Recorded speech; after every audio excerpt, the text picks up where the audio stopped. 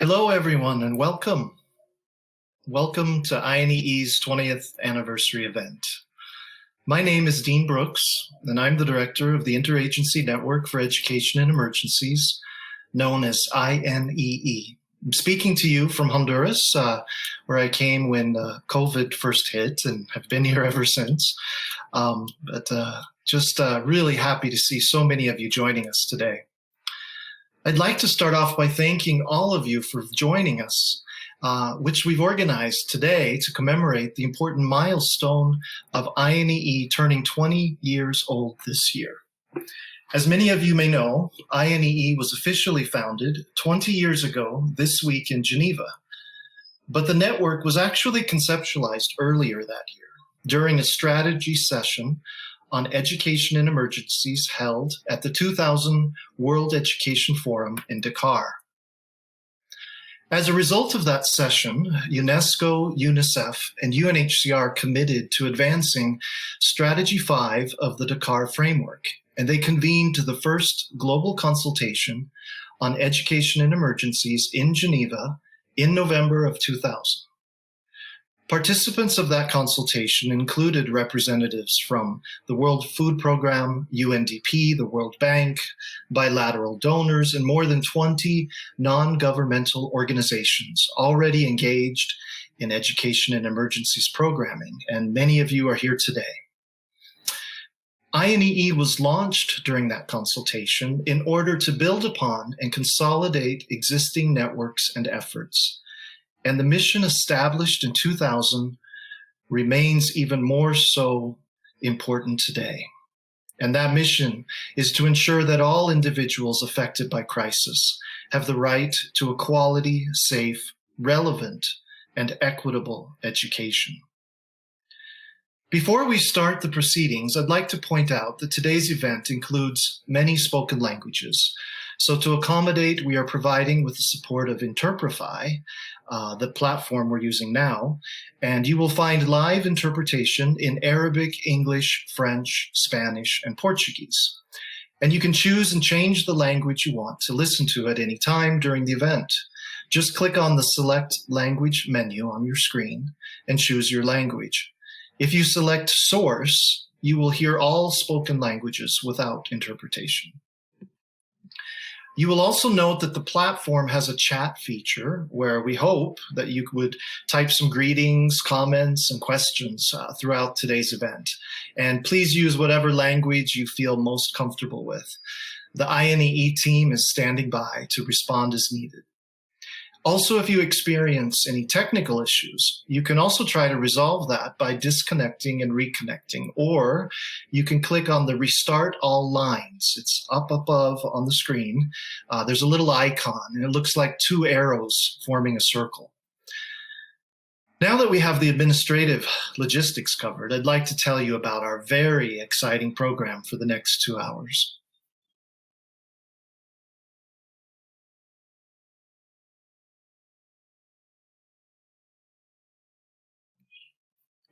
To start off, I want to introduce Max Frieder from Artolution, who you can see in the video, I hope. Can we see him yet? Here he comes. Hello. Hi, Max. Hi, Max. Hello, so good Dean. to see you. Hello, world. It's so good to see you. So Max is working with us today. So throughout today's event, Max is going to be developing a graphic representation of all of our discussions and activities. And at the very end, we will reveal the resulting art for all to see. So very excited about this, this mini project happening throughout today's event.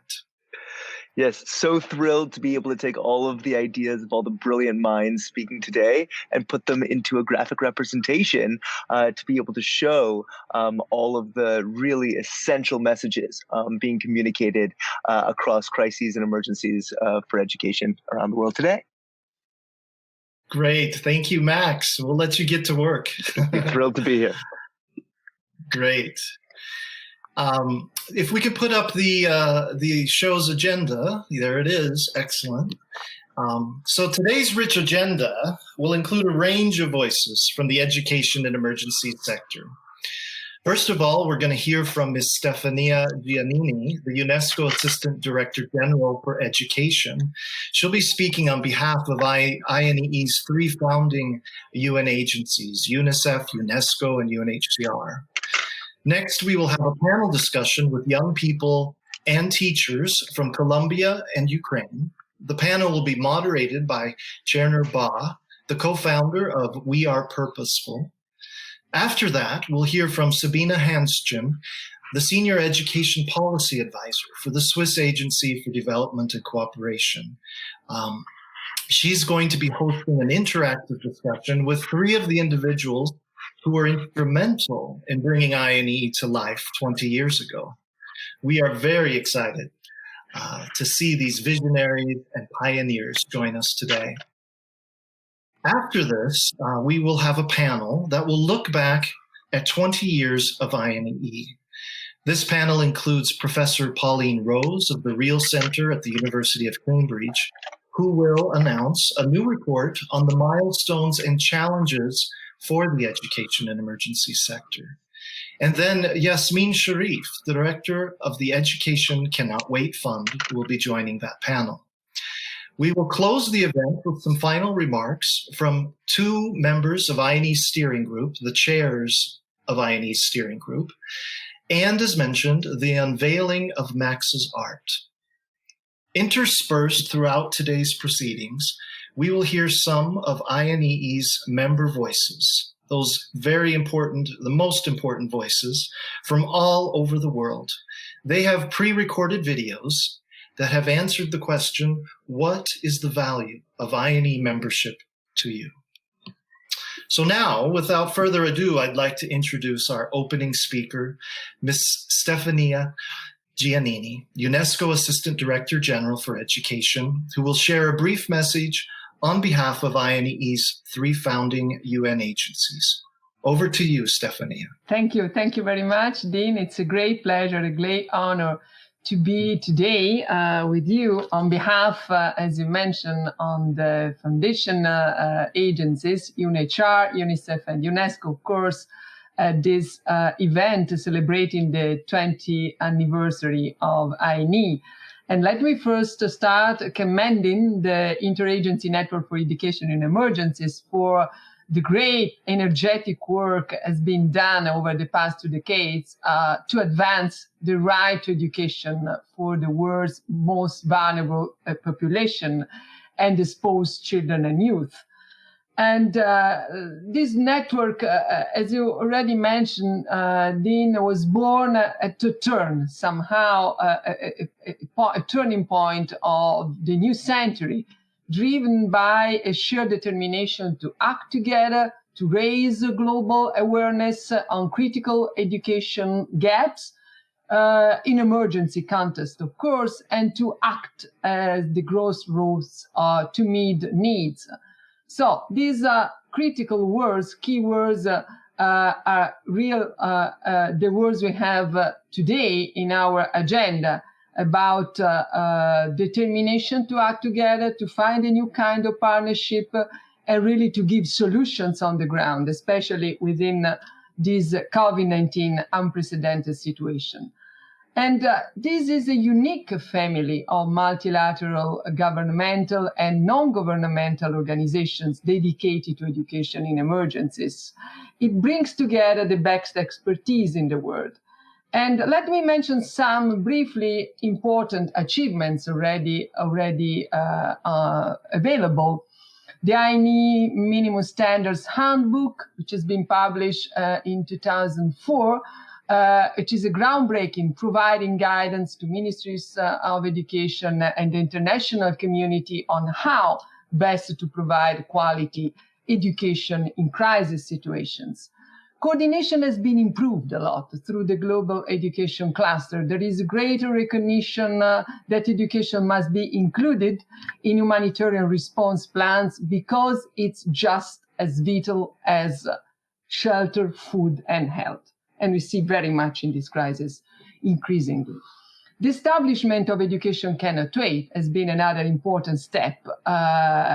It's about bolstering awareness, fundraising, and changing on the ground, connecting these two important pillars, humanitarian and development sides.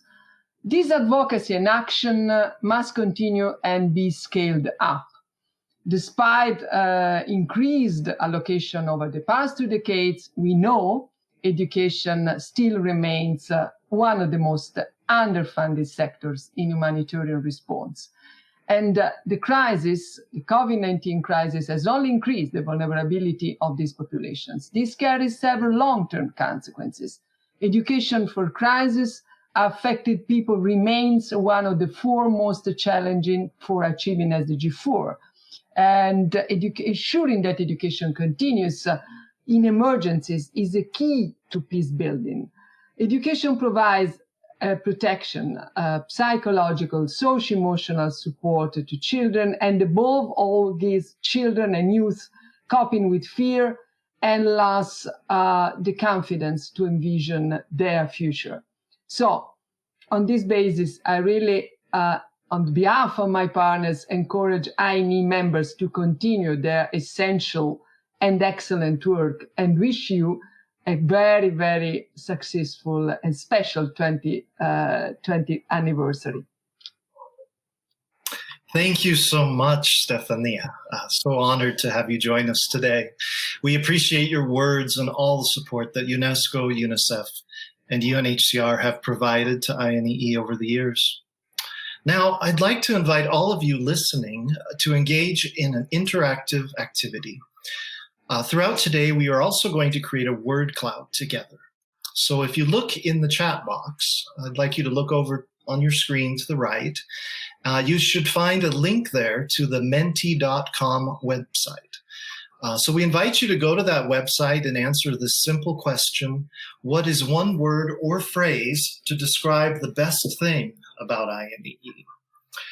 You can take your time to respond. There's no rush because we're going to keep that link active throughout today's event. And then our plan is to share the word cloud with everyone at the end and see what messages we can gather. We will send occasional reminders in the chat box. So at this time, I'd like for us to actually share our agenda. The team is putting it up now. It's the world premiere of a 3-minute video on INEE's 20th anniversary that we have prepared using materials contributed by INEE members from all over the world in the lead up to today's event. So what we did is we asked INEE members to submit stories about their work in education and emergencies, because INEE is all about our members and their work, and we received dozens of submissions in the form of essays, photos, and videos. So this video highlights some of these stories and celebrates the last 20 years of INEE. I hope you'll enjoy.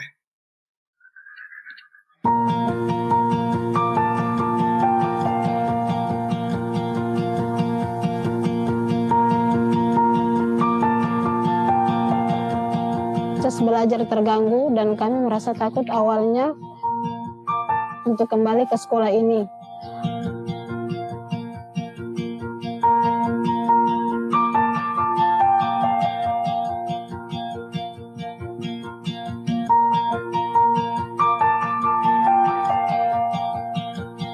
أنا بحب كثير المدرسة بس ما بقدر عاد أشوف هيك الأطفال عم بيلعبوا وأنا ما عم بلعب بنقهر كتير مشتيروا عن المدرسة.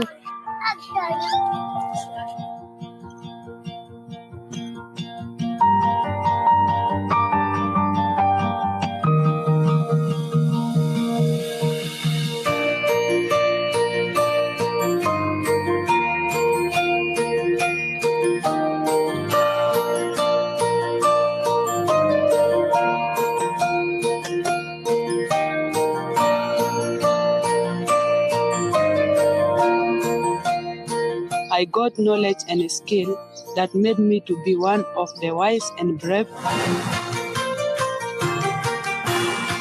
أول مرة شغلة كالتعليم بدي أكسب ثقافهم لهود الأولاد وخليهم يلاقون شخص بيقدروا يعتمدوا عليه أقدر ساعدهم لحتى يتخطوا الصعوبات اللي بيواجهوها بحياتهم أو بالمدرسة أو بالبيت.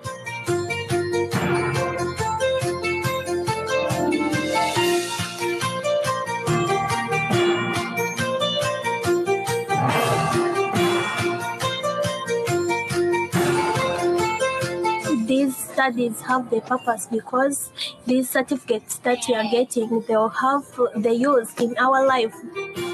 I want to teach continuously because I love children very much. I have tried my best to make sure that I enrich to my learners during this lockdown.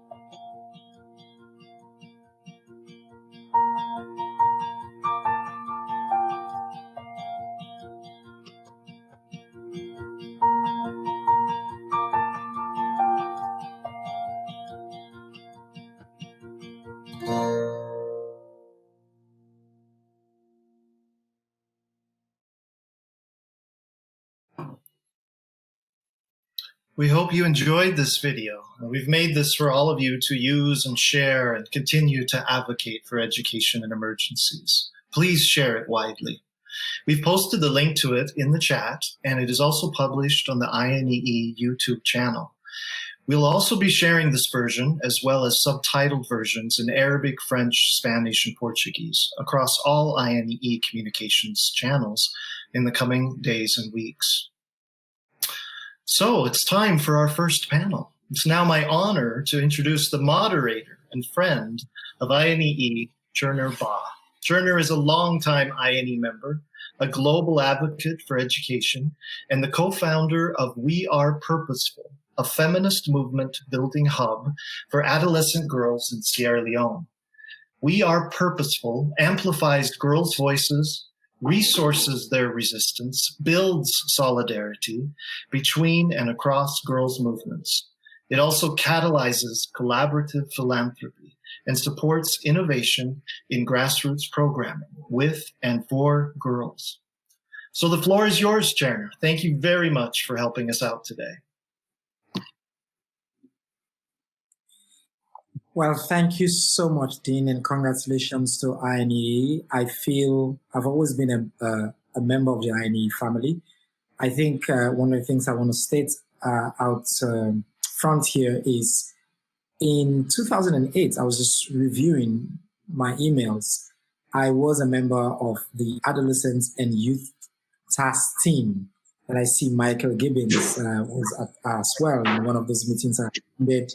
I think it was in Istanbul. So it's been an incredible journey. And one of the things that holds true all over the years is for INEE, the voices of young leaders has always been critical. So I'm even more delighted to be leading this conversation with youth leaders and teachers joining us from Colombia and Ukraine. From Colombia, I'd like to welcome two young people, and I shall apologize because I'm sure I'm not going to do very well with these names. But it's John Freddy Canizares and Leandra Suarez Alvarez, together with their teacher, Carlos Hernando Quintoro Calvo. My apologies deeply for those pronunciations. And from Ukraine, we have Darina and Oksana Mekheva.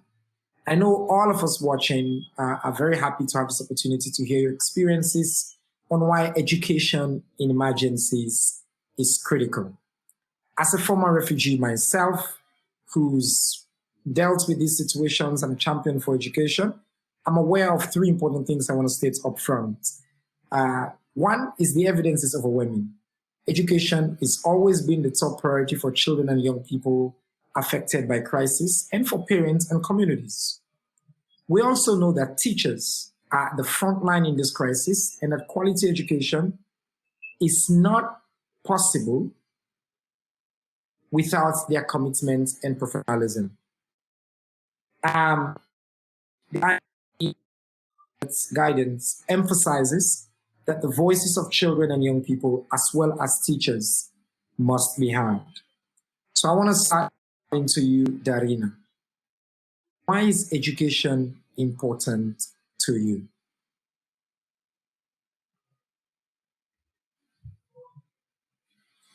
Hello, everyone.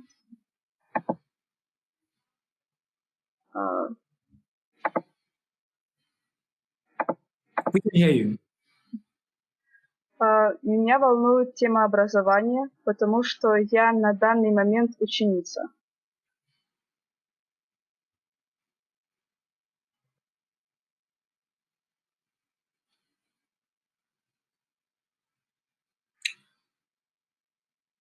Thank you for that, Darina. I want to follow up. If you can share with us what happened when the war started and how your education was affected.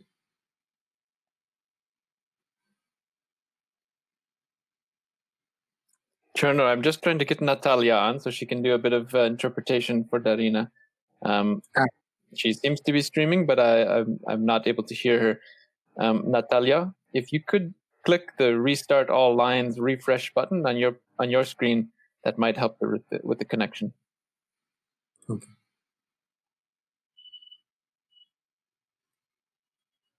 I'm sorry.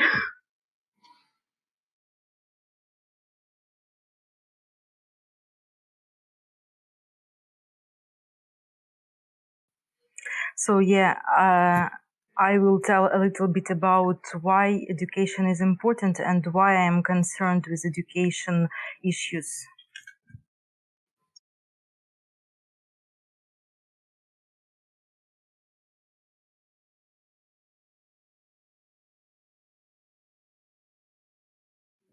I'm concerned because now I'm a pupil and I'm worried a little bit what is the level of education at schools and how do children work in schools and study.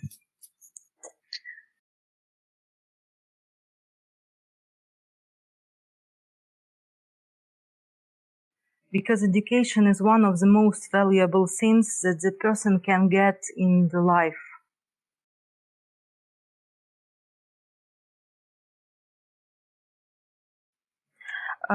John Kennedy has said a very important thing. I think this is very important.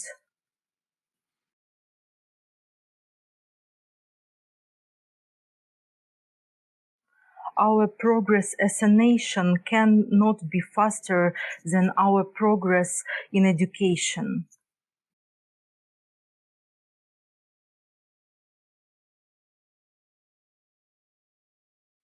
So I'm a person who lives in Ukraine and I'm worried a little bit about the development of the country and development of the nation.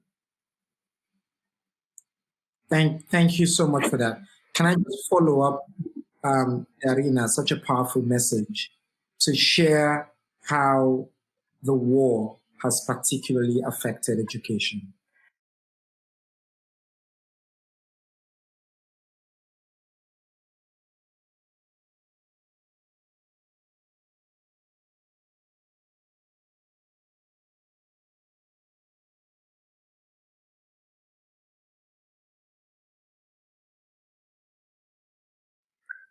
When everything started in 2014, my parents thought that this conflict will not last long and I, as usual, will go to school in September.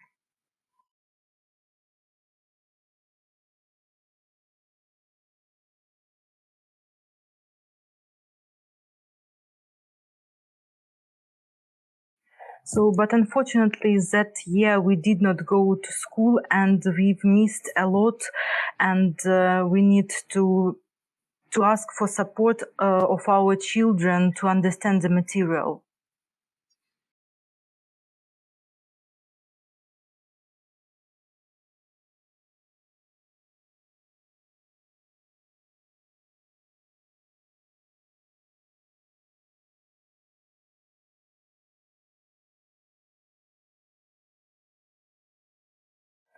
if the parents have any relatives in other parts of Ukraine, they tried to send their children to other parts of Ukraine to be educated at school.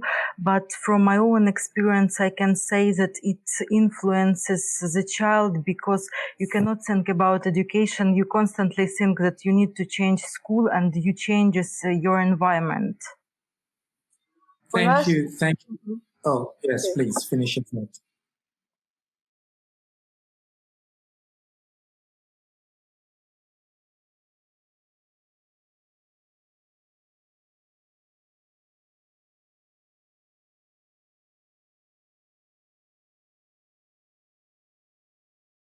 So it was very popular to visit music schools in Ukraine, but because of the conflict, we had to stop visiting the schools because teachers left to another territories. And because of the conflict, some children are without hobbies. Well, thank you so much for that, Darina. I want to, if I may, turn to your teacher, Oksana, who's also with us. First of all, I, as a child of a teacher myself, and having lived in an emergency, I want to say thank you for your service, and ask, what kind of additional support do teachers need during conflict and emergency? If you can share with us some thoughts on that, Oksana, that would be really great.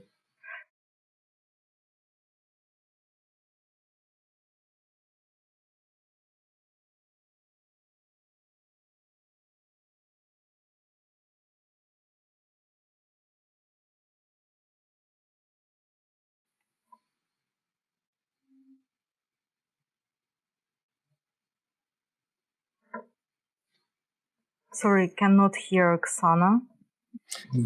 Yeah, Natalia, can you have her refresh her screen by restarting off?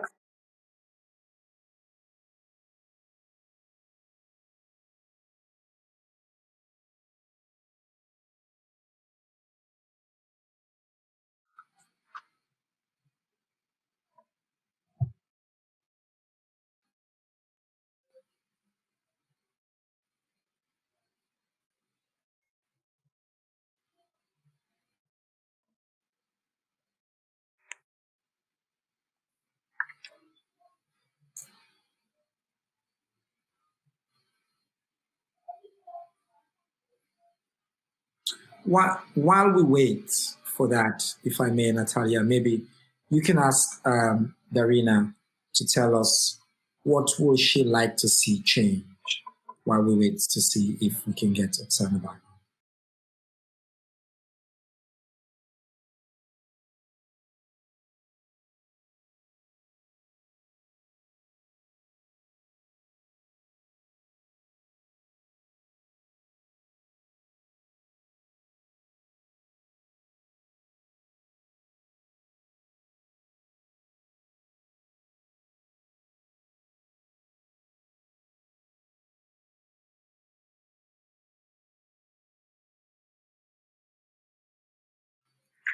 When the conflict started in these areas in Donetsk and Lugansk region in Ukraine, so there is a problem, and there is not enough funding because there is lack of children at schools, and I would like to attract attention to the problem of funding of schools.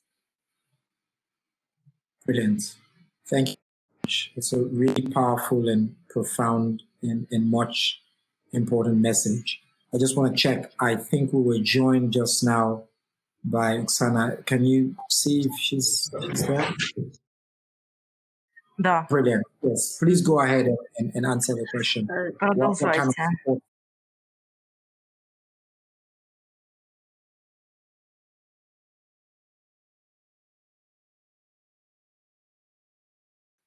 First of all, I would like to say that teachers should stay calm, and with their calm faces, they should ensure that everything is okay and show this to children.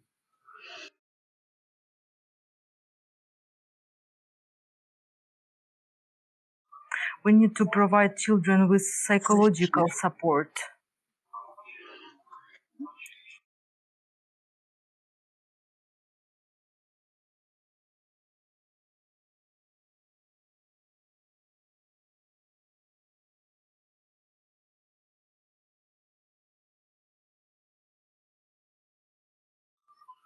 And in case if we have challenge during education processes, we need to make everything possible to get our children to the safe place. But unfortunately, what I can say that we do not have bomb shelter in our school at all.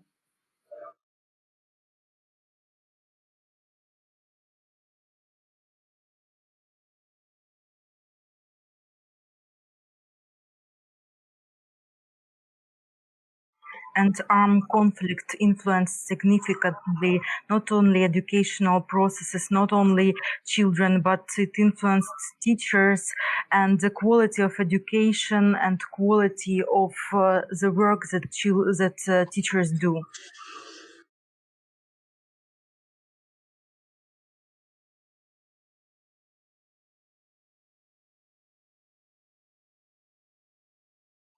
But we try to cope with this and to be optimistic and have hope for future.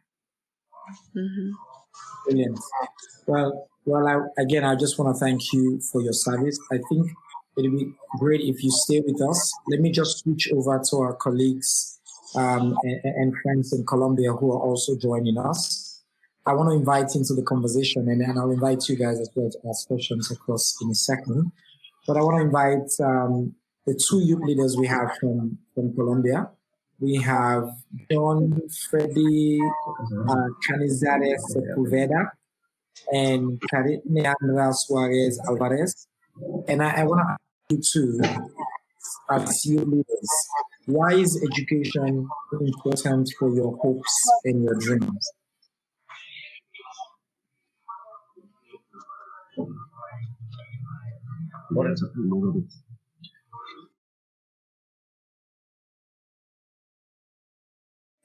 Good morning, I am John Frederick Sepulveda, and I want to say that education allows us to acquire the necessary knowledge, plus we can increase our values and we can see a different perspective to live our lives in rural environments. We face different difficult situations around our lives. Education for us children is the hope that we will be able to have a better future with better opportunities and the opportunity to select other paths than that of violence. Thank you very much. Good morning.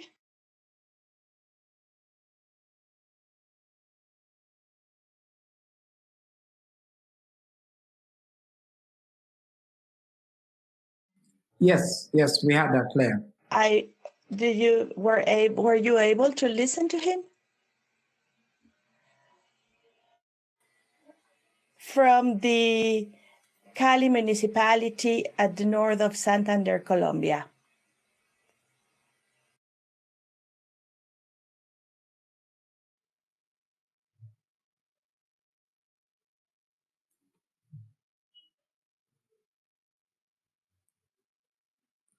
I have a follow-up question, if you may, as the two youth leaders speak.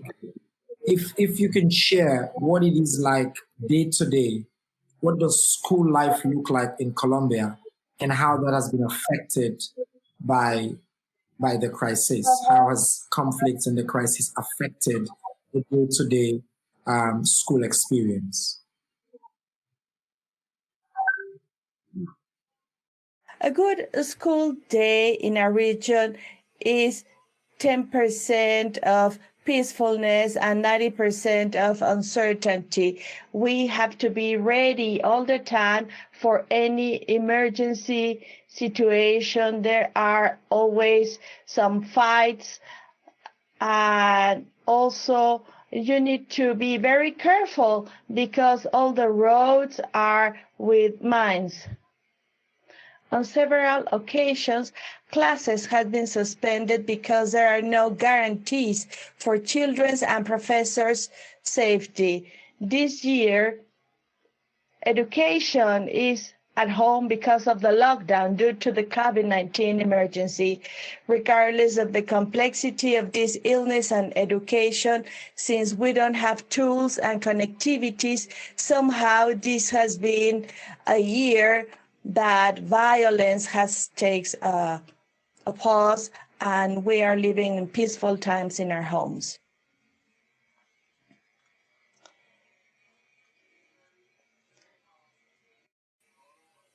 Very, very powerful, very profound words there. Thank you so much for the courage to share and to bring your powerful voice to this conversation. I want to turn to the teacher, Carlos. Carlos, I want to say again, thank you as a teacher. Thank you for the work you do. If you can share with us what life is like for teachers in Colombia, and what is keeping children and young people out of school or making them drop out. That's a very important thing we consider always, why children drop out. Can you share a little bit from your experience on that? Well, yes, thank you. Before anything else, I want to thank you for this contribution in this far corner of our country that has been violently reading. You are giving us the opportunity to share our voices, what professors experience here.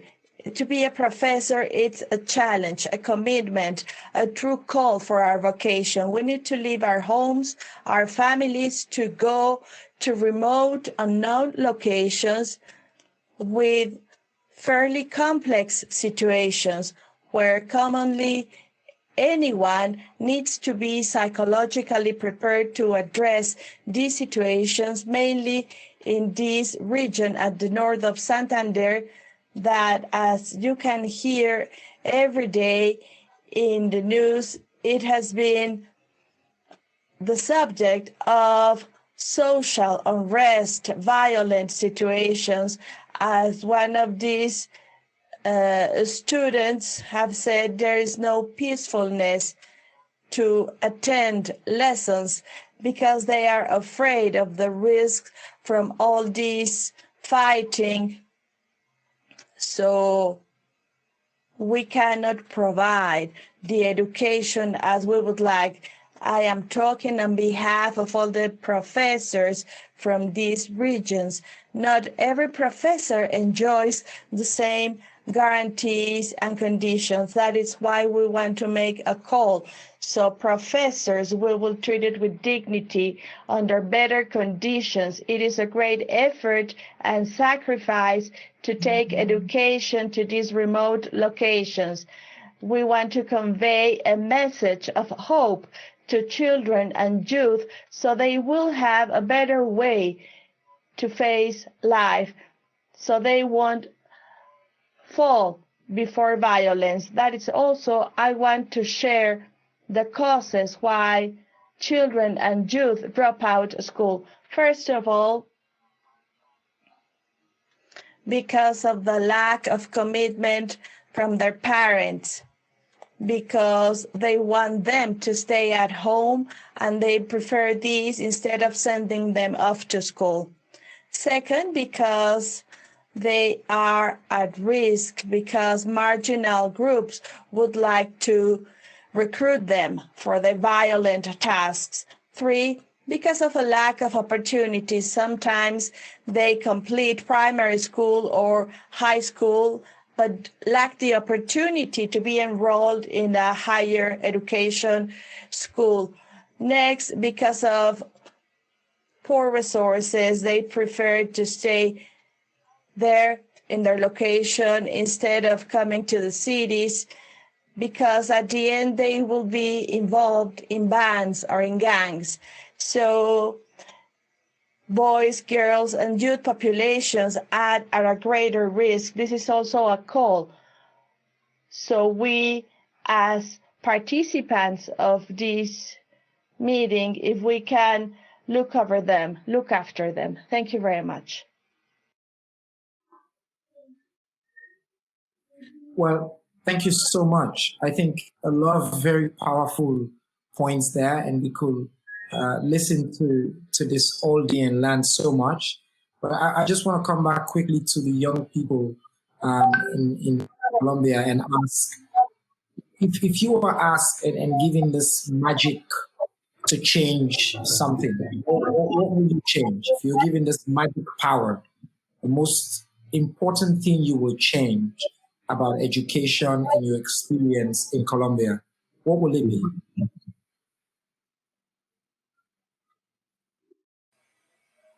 Improved guarantees for students and reward them because of their effort to be in remote zones in conflict, have better technological tools, structures, internet connection, food, so we can secure education programs for education access in most vulnerable populations.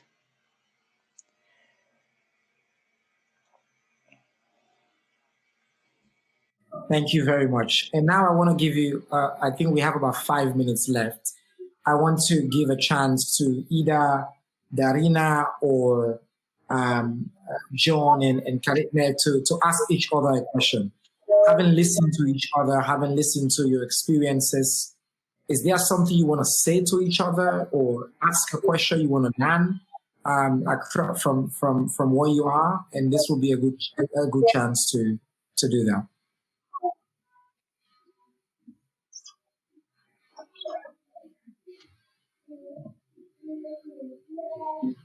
Natalia, can you?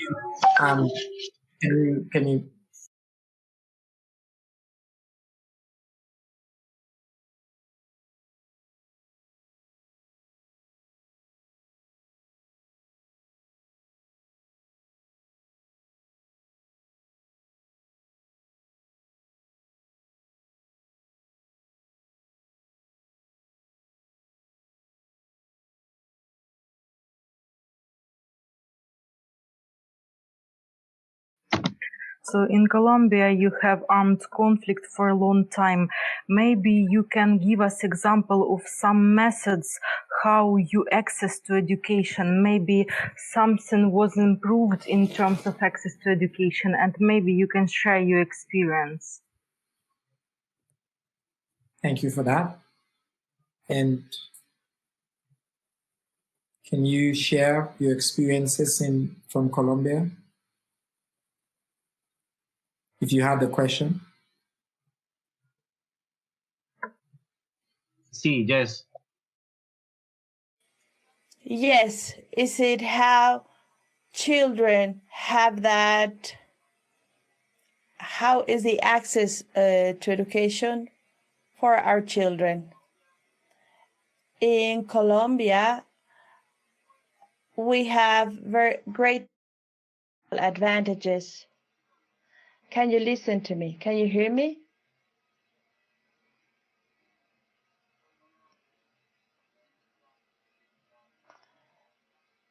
There is social inequality, and because of this, we don't have the same conditions and advantages that other regions do. And in spite of these difficulties, even in far remote locations, we have access to this education. One professor for several school grades. Schools are far away from communities with irregular structure, but at least we have that. These are not the perfect conditions, but there is access to education.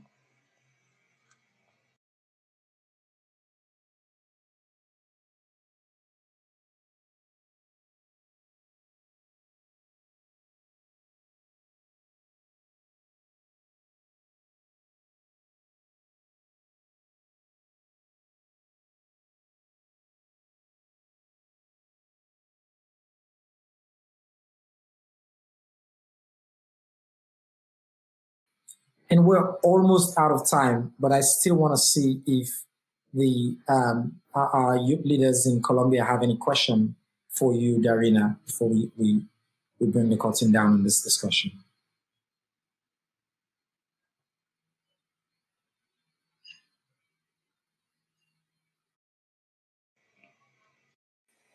more than a question, we want to thank you, because this is the first time that we have this opportunity, that these young boys that from this rural, remote location have the opportunity to speak before you in an international forum and speak out and say that they are tired to have their rights violated. They want a fair and truthful education. This is what I wanted to say. Thank you so much for this opportunity.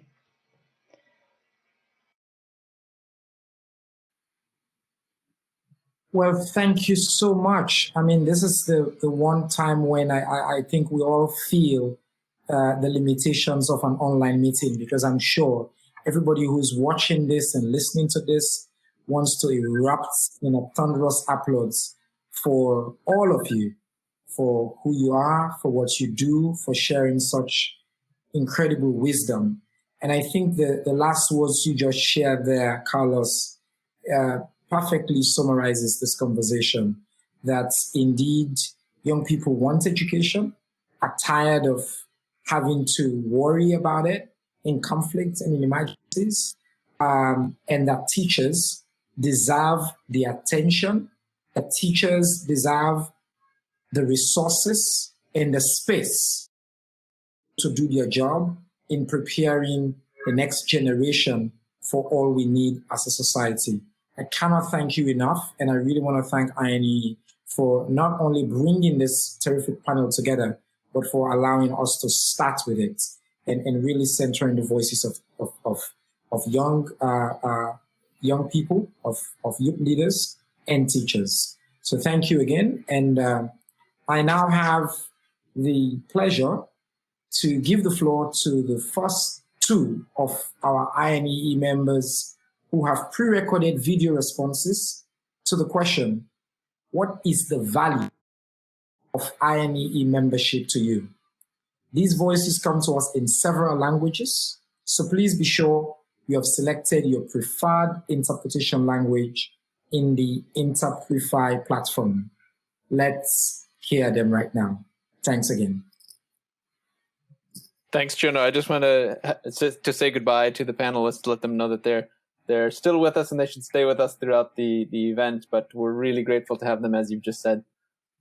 Before we shift to the video, I just wanted to offer them a chance to say goodbye.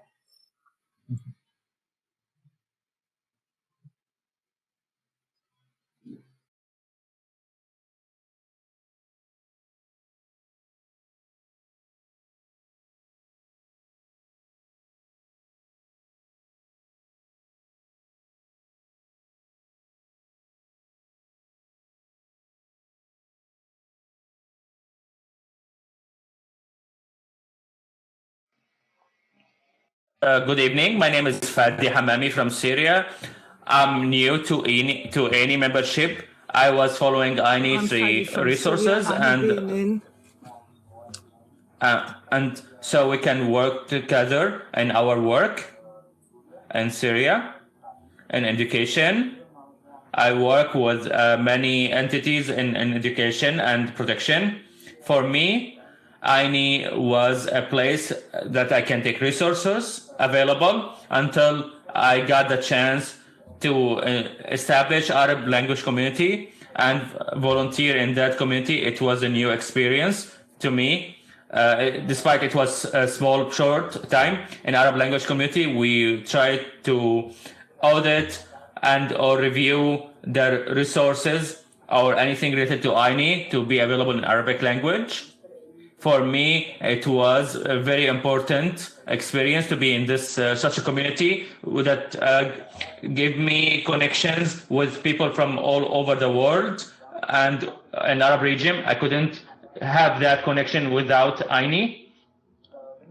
For me, it's very important to have a community in INEE. The Arab region has many needs. So we need this kind of network so it expands the potential capacities in terms of education field. This kind of coordination is very important. because there is some cause of conflicts and efforts among the NGOs who are working in this. INEE, the Arab language network is very important in INEE. It's very important what the Arab language committee is working by reviewing and providing resources in Arabic, which is a very important point. They should work on it in the future in our Arabic language community in INEE.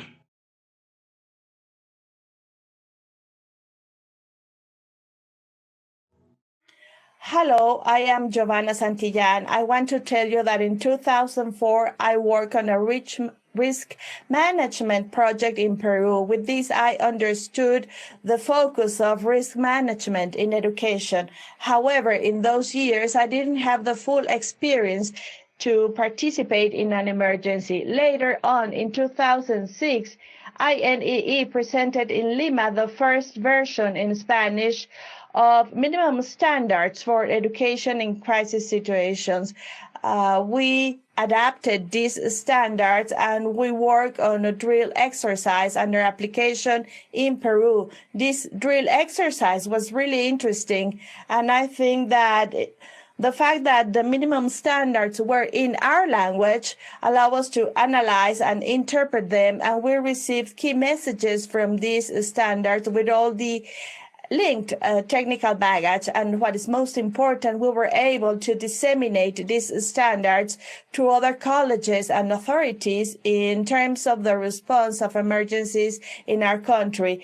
In 2007, we have an earthquake in Pisco that destroyed the central coastline of our country with more than 500 fatalities and thousands of children with no school. I felt that we needed to use the INEE standards to answer to this emergency. Around this time, UNICEF was holding a workshop in Panama for trainers for INEE standards. I attended this activity because I knew this will bring key tools to my country to respond to the Pisco emergency. To be a member of this drill exercise in Panama filled me with ideas, empowered me. Plus, it was a confirmation that to follow INEE standards could be the right way to provide an appropriate and immediate response to the educational crisis because of the earthquake. Back to Lima, the first activity that I had was invite the Director of Risk Management at the Ministry of Education in Peru, and I shared with him the benefits of INEE standards in the Peruvian context.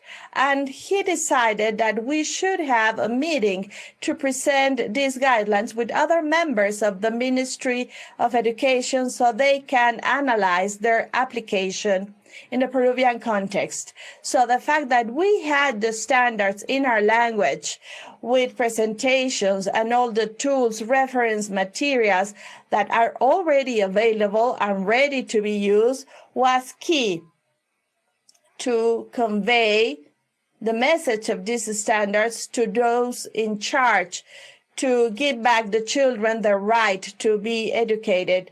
So thank you so much, INEE. Happy 20th anniversary. Let's hope you have more years.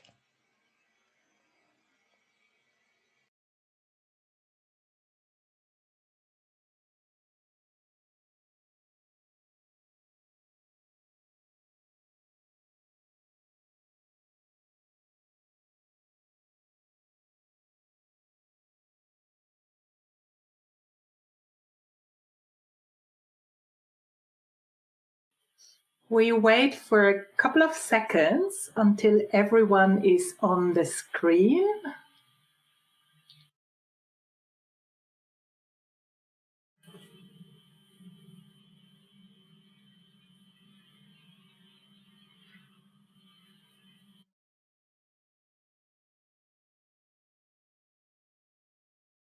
Yes, hello everyone.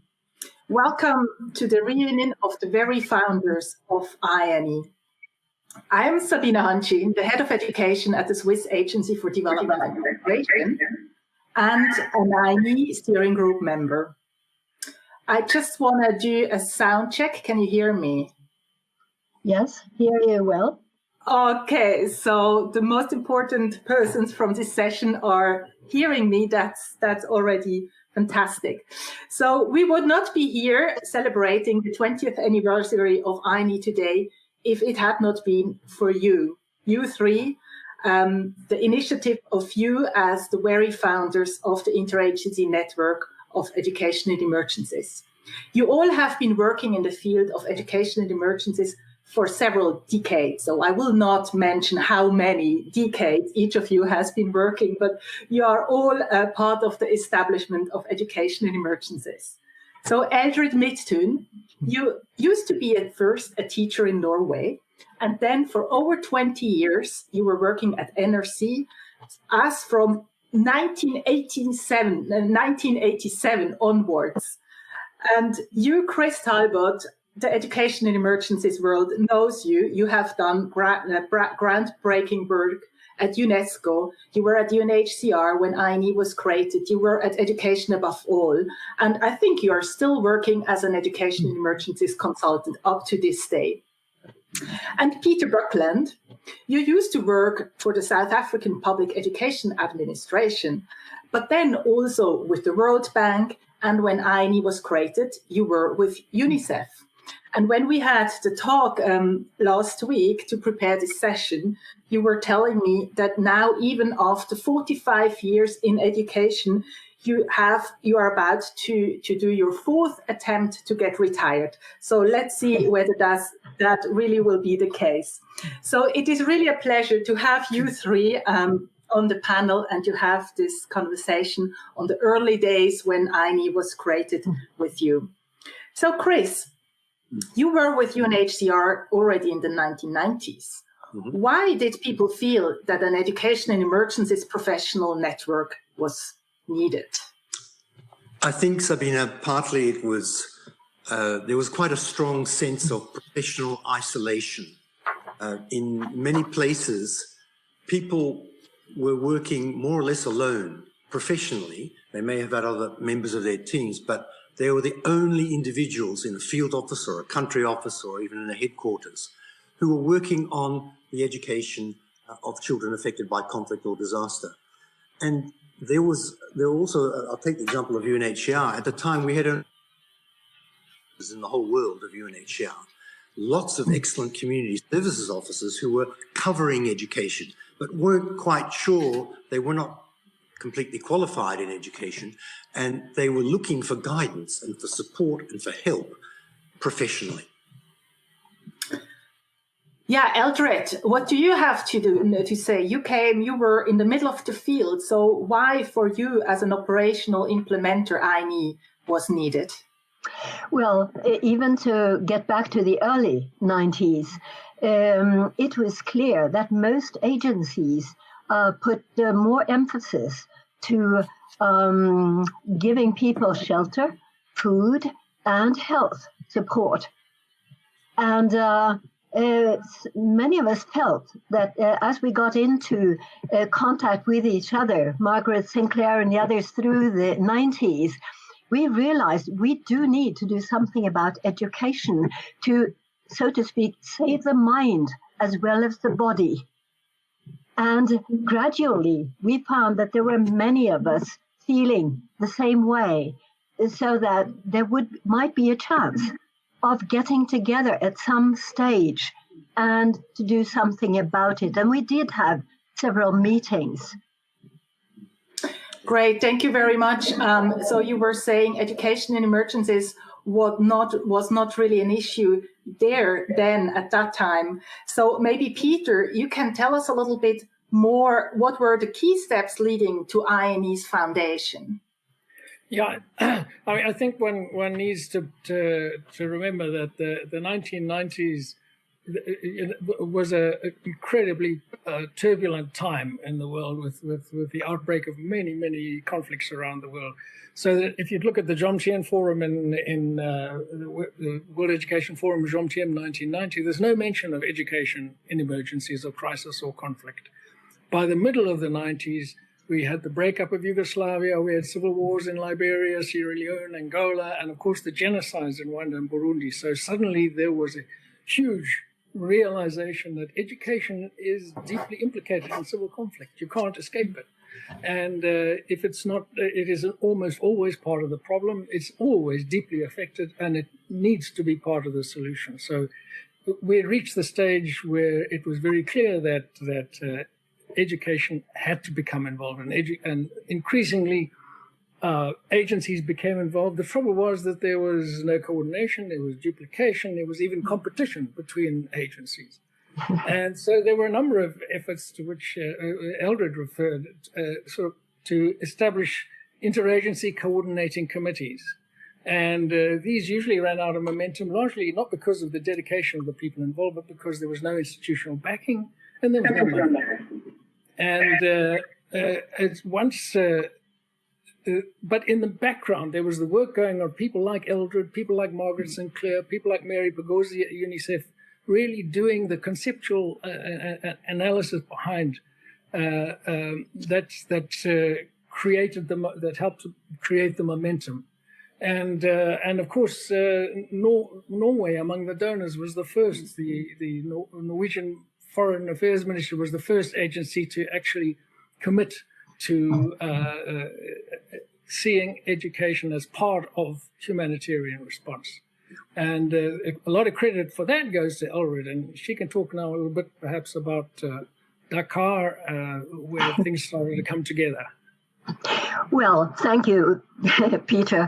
Yes, we were lucky that our Norwegian authorities did feel that really education would be important, and they were happy for me and the Norwegian Refugee Council to attend this big conference in Dakar to see if we could get further than the Jomtien conference actually got. A good step for education, but not enough. So that in Dakar, we finally had the international commitment to do something about education also in emergencies, and trying to define emergencies like conflict, natural disasters, instability over many years. And we felt that through this commitment, it would be possible for organizations, agencies to go back home and point to this decision and get something done about it. Great. And then on the 8th, between the 8th and 10th of November 2020, exactly 20 years from now on, the 3 UN agencies, UNESCO, UNICEF, and UNHCR, convened the interagency consultation on education in situations of emergencies and crisis in Geneva. Maybe, Chris, you can say something around that. And then also, maybe in addition to that, what were the features of INEE's establishment and early actions that led to its initial success? Okay, I think it was very important. One of the features of the Dakar meeting in April 2000, 3 ministers of education from conflict-affected countries from Sierra Leone more or less charged the 3 UN agencies, UNESCO, UNICEF, and UNHCR, to do something about the lack of a professional network, to convene a process by which a network could be created. And that happened, you're quite right, Sabina, on those 3 days, 8th to 10th of November 2000 in Geneva. And there were actually 85 participants there, mostly from UN agencies, from international NGOs, and some donor representatives as well. During the course of that 3 days, we formally constituted something that became called initially the Network for Education in Emergencies. Early the next year, we added the phrase interagency to the front, which helped with the acceptance and the legitimacy of what we were trying to do. It was set up as a professional network of education in emergencies practitioners and policy statements, and a crucial policy makers, and a crucially important step was the direct involvement of international NGOs and engagement with donors from the very beginning. That consultation produced a report, which I'm going to show you very briefly here. It was circulated widely. It was quite a good report, and it captured the principles that we plan to follow in the coming years. I think, Peter, maybe you want to say something about the features of INEE's establishment and I guess what was key about the network was that it wasn't a coordinating committee, of which there'd been a surface, and the concept of creating a network of professional practitioners, agencies, was really key. Remember that professional networks and knowledge networks and knowledge building networks were pretty much unknown. The internet was in its infancy in 2000, and so that this was something quite new. It took quite a lot of thinking through. But it did mean that the world was already awash with coordinating bodies. There was OCHA trying to coordinate humanitarian affairs. There was UNDG trying to coordinate the UN, lucky people. And there was EFA trying to coordinate education response. And what they didn't need was more coordination. And there's no way that 3 middle-level bureaucrats could coordinate these big bodies anyway. But the breakthrough was having a network that linked across these structures, shared information and built knowledge, and most importantly, of course, gave a voice to the people on the ground. Coordination is usually top-down. Networking comes from below, and I think that's one of the key secrets for INEE picking up momentum very quickly. Thank you. Maybe, Eldred, you can say a little bit more. Peter and Chris, they mentioned different agencies around. It was not about coordination. It was something new, but what was it? So what were the features or factors that helped really mobilize this community? How did everything come together? Well, I think that for one thing, it was important for us to define just what this education in emergencies was.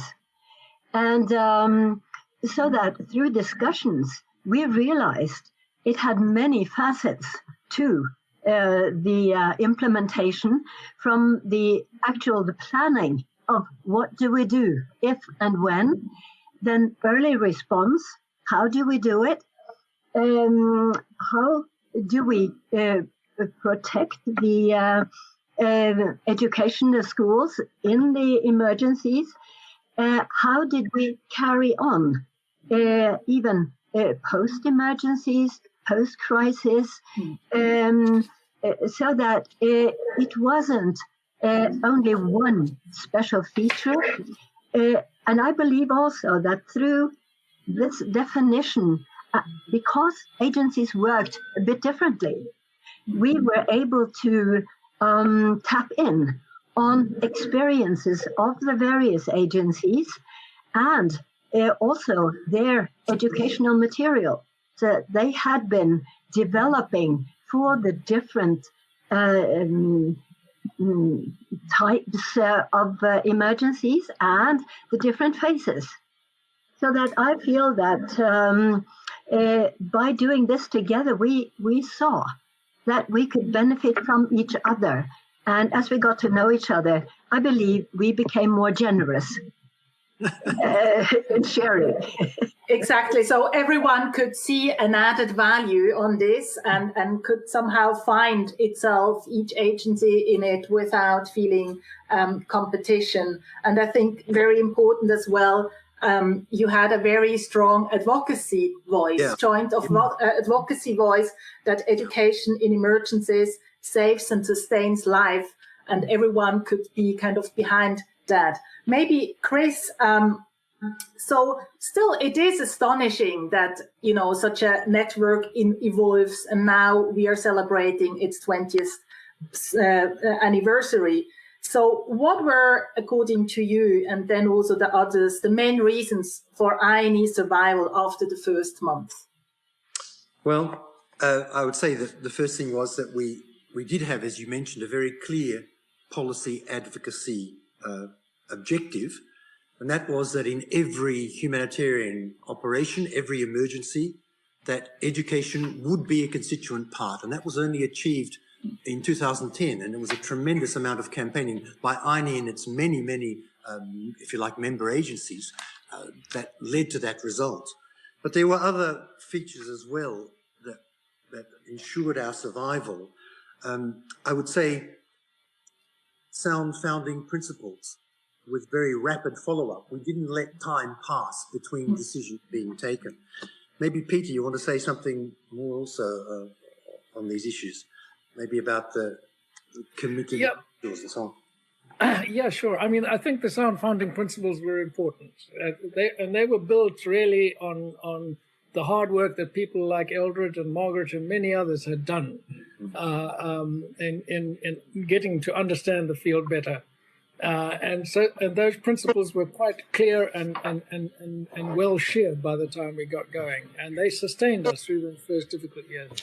Also, you can't get away from it. There were a few key, really dedicated individuals who were prepared to work hard within their own agencies, run against the grain. Still, in the mid-2000s, people were saying education is not life-saving. It was a real battle.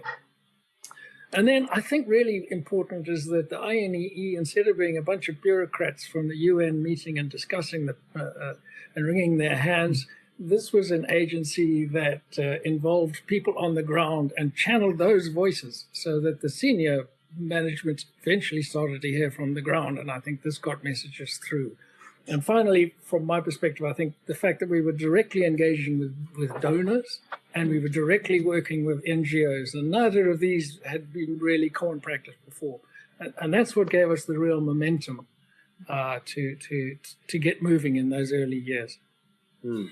You mentioned in the preparation as well, each had to take off its institutional hat. I think that's still something INEE characterize, or that is still something INEE is very. Oh, you have the UNICEF unit. I've got 3 hats. I've worked for 3 of these UN bodies at different times and different. So where is the INEE hat? I don't know if they got one. The point is, you'd come with some hat on from your institution to an INEE meeting, whether it's in the deep field or at a headquarters situation, and you take your hat off and you sit around a table, a shared table, to not with a greater concern and a greater commitment to the needs and the interests and the rights of children, of the young adults, the youth that we're serving, their teachers, and the communities in which they live. We're more concerned about their needs than about the needs of our institutions. We were able to lay aside, to some extent, our personal egos and our organizational egos. I call that the INEE spirit, and that's how INEE began. And I believe that's how INEE has grown and been developed over these last 20 years. There were other things that helped. The rapid establishment of a steering group with the 3 UN agencies as permanent members, with NGOs taking turns, rotating on and off, and also the appointment of the first Secretariat staff member, coordinators. And there have been 5 fantastic people in that role over the years, and now a much bigger Secretariat. But that notion of, here I'm taking my hat off and I'm sitting with you as equals. There's not a power, I'm the most powerful, you're the less powerful. No, we just did it because we cared about the kids and their access. It also helped that for the first time we were able to mobilize some resources to get the work of the INEE network moving. And that was a lot of credit for that goes to both Eldred and Chris, who were able to persuade people to part with money much more rapidly than I ever was. Well, initially, just on that note, I think we decided that among the members of the steering group, we were supposed to ask a modest donation or membership fee just so that we could deal with some expenses. The larger ones we would need to get from other donors. But it enabled us to do a little bit of work and have some pennies to deal with it.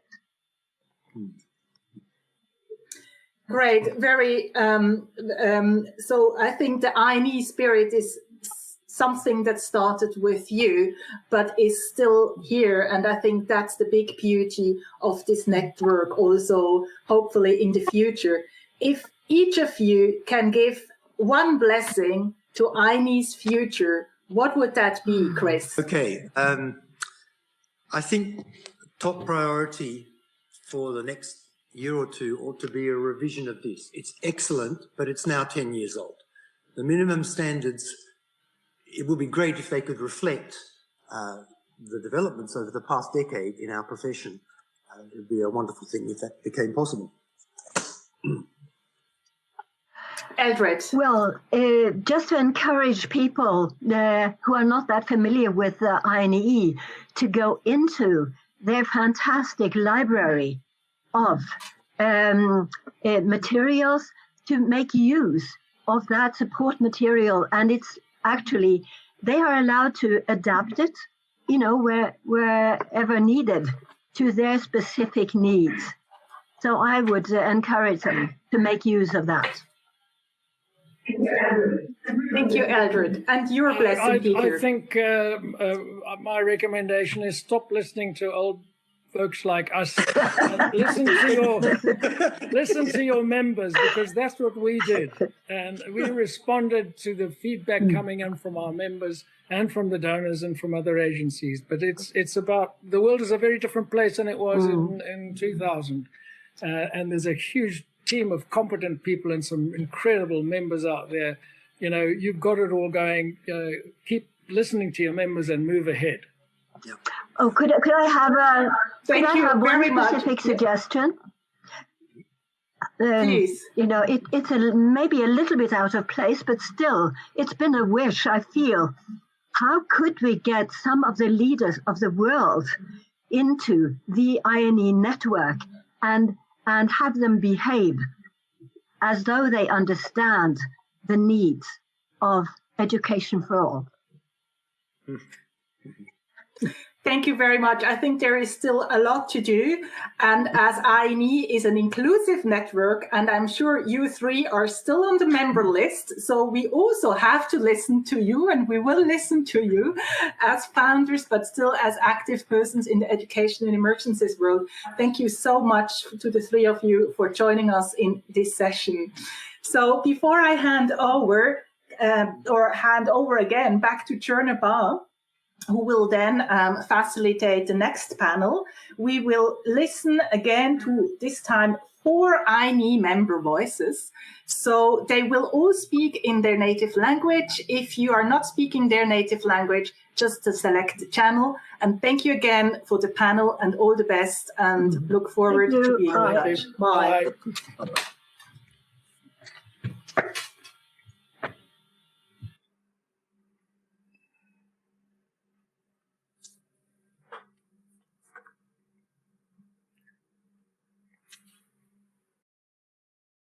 নমস্কার, শুভেচ্ছা সবাইকে। Hello, I am Deepa Dash, and I work as the Education Coordinator with DCA in Cox's Bazar, Bangladesh. Our programs focus mainly on providing literacy, numeracy, and life skills lessons to the youth and adolescent women and girls in non-formal settings in the Rohingya refugee camps. For Rohingya women and girls, the barriers to education seem almost endless, and the education resources available to them are few and far between. That is why INEE membership is so important, because it's a strong platform to share experiences, challenges, resources, and ways forward to ensure education reaches the most vulnerable. For me, being able to access INEE resources that enabled DCA to develop a curriculum specifically for Rohingya female adolescent and youth was possible because of the network and its broad resources. Additionally, with the spread of COVID-19 and lockdown here in Bangladesh, teachers were not allowed to access in camps or gather in person. That's why we had to adapt our teachers' professional development opportunities to a remote modality. We used so many resources from INEE to develop a remote training package, and which we delivered on WhatsApp and Zoom, and later on that has been shared among all the education partners in Bangladesh, and as well as all the other education partners around the world. Most important thing, in one of our module about framework for education in emergencies, we asked our teachers to share their experiences about how they have contextualized the INEE minimum standards in their work. And the responses really highlighted for me how INEE has become a guide in every aspect of our work. It ensures that we are providing quality education opportunities and resources and support if there are any gaps. So ultimately, I can say INEE membership enabled me to better understand and support my teachers, learners, caregivers, and also my colleagues who are working with the Rohingya response throughout Bangladesh and around the world. That's all from my part. Thank you. My name is Jonas Abhimama. I am a director of education, which deals with mobilizing in humanitarian sector and education sector in DRC, and deal with children. I have followed the INEE network, and through the projection of policies and tools that enable us to help in the humanitarian areas, also in terms of supporting the programs. For me particularly, I benefit from what the Alliance Française community does, because over the last few days we have received many tools translated in French, which have enabled us within the programming and the implementation of our programs in emergency situations, and especially during COVID-19, we have followed many tutorials. I've also translated and received some technical kits that really helped us in these activities, and especially in the school context, and especially in terms of education. We had some tools that were then translated in French, and therefore with the INEE network, and especially for the French-speaking community, we really benefit from that and from that network. Many thanks. I'm actually from the Syrian INEE. After looking at the number of many terms and things where we would actually implement things in many countries during crisis or conflicts, and that's by using the electronic website of INEE. And then afterwards, we had to actually use it in its own terminology within the teachers or those who actually look after education. So we use the terms.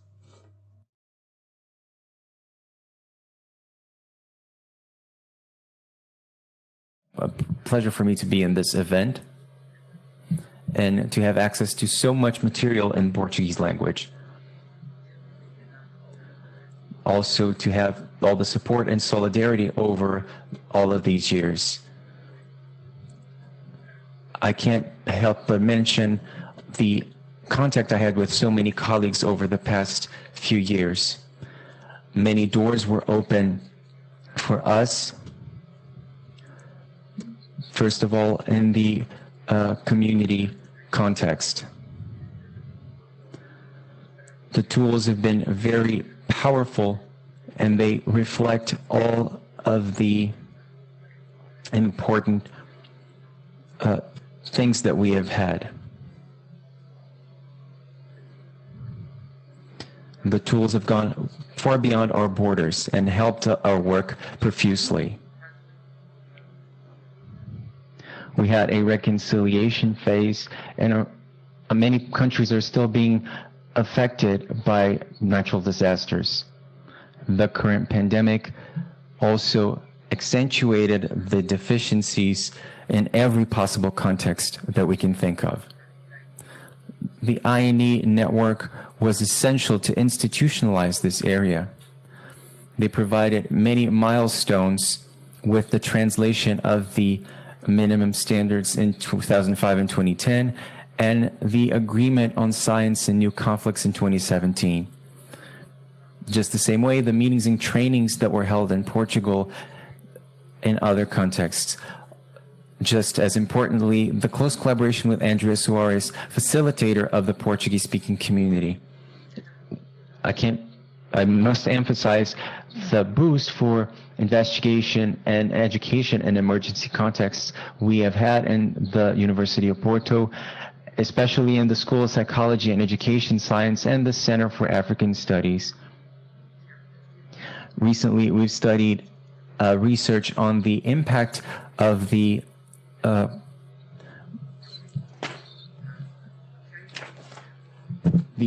cyclone in Mozambique and post-conflict in Angola. To wrap it up, I'd like to highlight that INEE and its members may benefit from the knowledge, experience, and innovation on change and education in Portuguese-speaking countries. The wealth of knowledge available in Portuguese and other languages has facilitated processes and contextualization.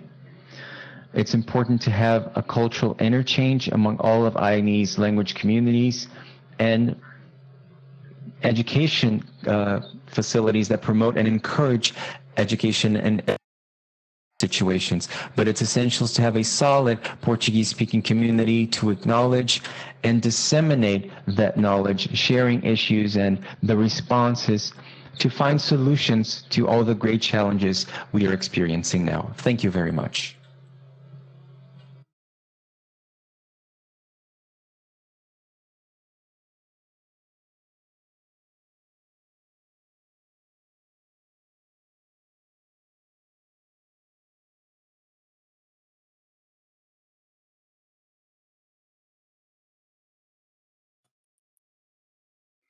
Over to you now, Jonas and Pauline.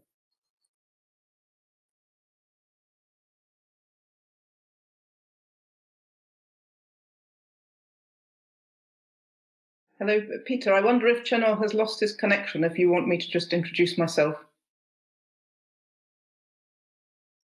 Let me just see if he can refresh really quickly, and then we'll go for the introductions. Jonas, are you hearing us, and are you able to stream?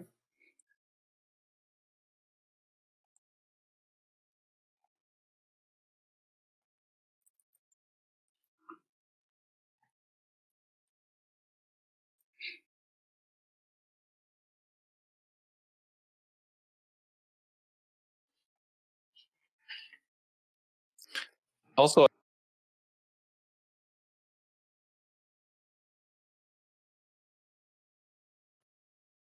great. That might have resolved it. I know we just got refreshed by the hosts. I also want to ask those of you who are listed as delegates, is Yasmin Sharif with any of you? I don't see her name listed among the delegates, but I'm wondering if she's with some of the Education Cannot Wait colleagues. If she is, could you chat to us privately or raise your hand? Peter, just Yasmin is able to make it, yeah, be on her behalf. Great, brilliant.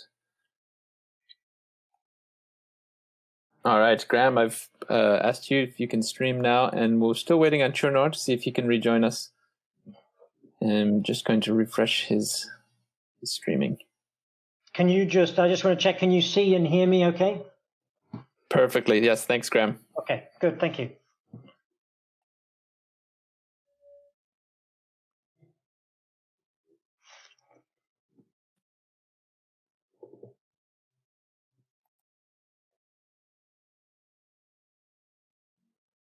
All right. Well, I may hand over to you, Pauline, then to go ahead and introduce yourself, and Graeme, maybe you can do the same, and then we'll get started with this panel and see if we can get Chernor on via a different channel. Over to you.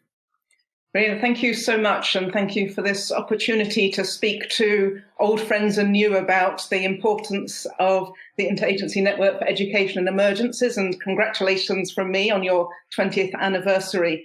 I think one of the exciting things about this event is that it is in multiple languages, and I can see how many people on the chat are appreciating that, but that no doubt comes with challenges through our technology as we know it today.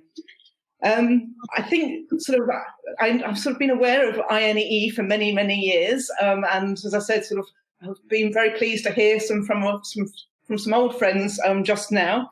And I would say I recall INEE being established as part of one of the flagship aspects of the post-Dakar Education for All Forum. And there were 9 different flagships that were identified at that time. And my own personal view is that INEE is by far the most active of those flagships and has achieved the most in many ways. In particular, it's achieved a huge amount through a triangle of partnerships and collaboration across a wide range of stakeholders who we're hearing from today, but very much backed up with data and evidence. So I'm very pleased to say that myself, together with colleagues from the Real Centre at the University of Cambridge, where I'm based in the UK, together with colleagues in INEE, have produced a new report in celebration of this anniversary. And I think one of the co-authors, Dr. Kate Moriarty from INEE, is going to put the link in the chat, or has already been put there. So please do click on the link, and there's a blog also, together with the UNESCO Institute for Statistics, who provided some new data for this report. So I think this report itself is an indication and a signal of the form of collaboration that we see with INEE, and has been a mark of it since its outset. The report builds on work that I've previously been engaged with INEE in a variety of ways. And I was recalling back a paper that I did with colleagues on the then Fast Track Initiative's work and its neglect of education in fragile states. And there was advocacy from all sorts of angles, including from an evidence angle, of why it was so vital that the Fast Track Initiative, as it was then, did pay attention to fragile states. It was in the transition to the Global Partnership for Education that this happened. And I would say that this has also been part of the momentum that has led to Education Cannot Wait, which we'll be hearing a bit more about shortly. In addition, I was one of the authors of the 2011 Education for All Global Monitoring Report on education and conflict. And every time I look back at the report, there still seems to be so much that's sadly relevant, but also some really important messages. And I recall at that time, we had really active engagement from INEE in the development of the report. It wasn't only the knowledge and constructive criticism, as well as contributions that members of INEE rightly brought, but also the passion. I mean, I think of all the reports I was involved in, it was by far the most constructive in terms of the engagement. And I think that was largely what led to the success of the report, taken up so widely by a number of different governments and agencies. The report that you will hopefully be able to have a chance to look at highlights the current situation with respect to children out of school, drawing on the new data from the UNESCO Institute for Statistics, together with updates on humanitarian aid flows to education, amongst other things. I'm going to be just saying a few words about both of these to begin with. But I think the main point is that although we've made huge progress and education and emergencies is now on the map more than it ever has been before, we see it there centrally in the Sustainable Development Goals, in all of our discourses in relation to education. As we were hearing back in the days of John Tien, it was absent. So huge progress has been made. But this visibility hasn't sufficiently made its way into action. So there's no room for complacency, and we need to have an INEE now as much as ever, and in the context of COVID, even more so. So in terms of the new data on out-of-school children and young people, we find that in 2019, a staggering 127 million of those of primary and secondary school age are out of school in crisis-affected countries. This is almost half of the global out-of-school population, even though only around 29% of this age group's population live in these countries. So as such, these children living in crisis-affected contexts are disproportionately out of school. Of course, there are many reasons for this, and very well-known reasons, but it does mean that we still have far more to go. Of particular concern is that girls are particularly adversely affected, and actually even more so at the primary school level. In 2019, around 20% of primary school-aged girls living in crisis-affected countries were out of school, compared to only 3% of girls living in non-crisis-affected countries. So a huge difference. And of course, we know that the numbers, that the issues extend far beyond these numbers. There are issues of gender-based violence, early marriage and so on, that is exasperated in these contexts. So there's much unfinished business. And so although it's really important that we also extend our gaze to other areas that have been perhaps neglected in education and emergency discourses, such as pre-primary education, education for adolescents, etc., we still mustn't forget that primary education is still a distant reality for many children and young people, and they can't progress further through the system without this. Moving to the focus on humanitarian aid, in the report we find that one of the areas, or first of all, we identify that one of the areas of focus has been to really highlight the neglect of education and humanitarian responses. So we were hearing this earlier, that INEE has been really central to highlighting this, and to highlighting in particular the fact that education should be seen amongst other sectors as life-saving, that until reasonably recently, education was still missing from the humanitarian aid infrastructure. That many across the world, we hear parents and children, young people, placing emphasis on the importance of continuing education in these contexts. So there is some good news in this respect, always nice to have some good news. Humanitarian aid spending on education has increased substantially since 2000. And there's been an upward trend, in particular since 2016, with the increased attention that has been put on education emergencies, including through the establishment of Education Cannot Wait, as well as other world events that placed the spotlight on refugees at that time. However, the amount that's spent remains only around half of the amount that is actually requested for education. So given that the amount requested is what we would know is needed for education activities to continue in crisis-affected contexts, there are serious shortfalls on the amount of resources that are available. In addition, spending on education continues to lag far behind other sectors. For many years, it's been well known that only around 2% of humanitarian aid has been spent on education. And advocacy by INEE and many of its partners have really pushed the need to increase this target. So the target has increased, saying we need to spend at least 4% of humanitarian aid on education. This is still very modest. Yet by 2019, it only reached 2.6% of overall humanitarian aid spending, with great fluctuations year on year, so some years much below that. Of particular concern also is the skewed nature of funding, with protracted forgotten crises being particularly left out. And we see many countries, particularly in sub-Saharan Africa, getting no funding for their appeals or very little funding for their humanitarian appeals.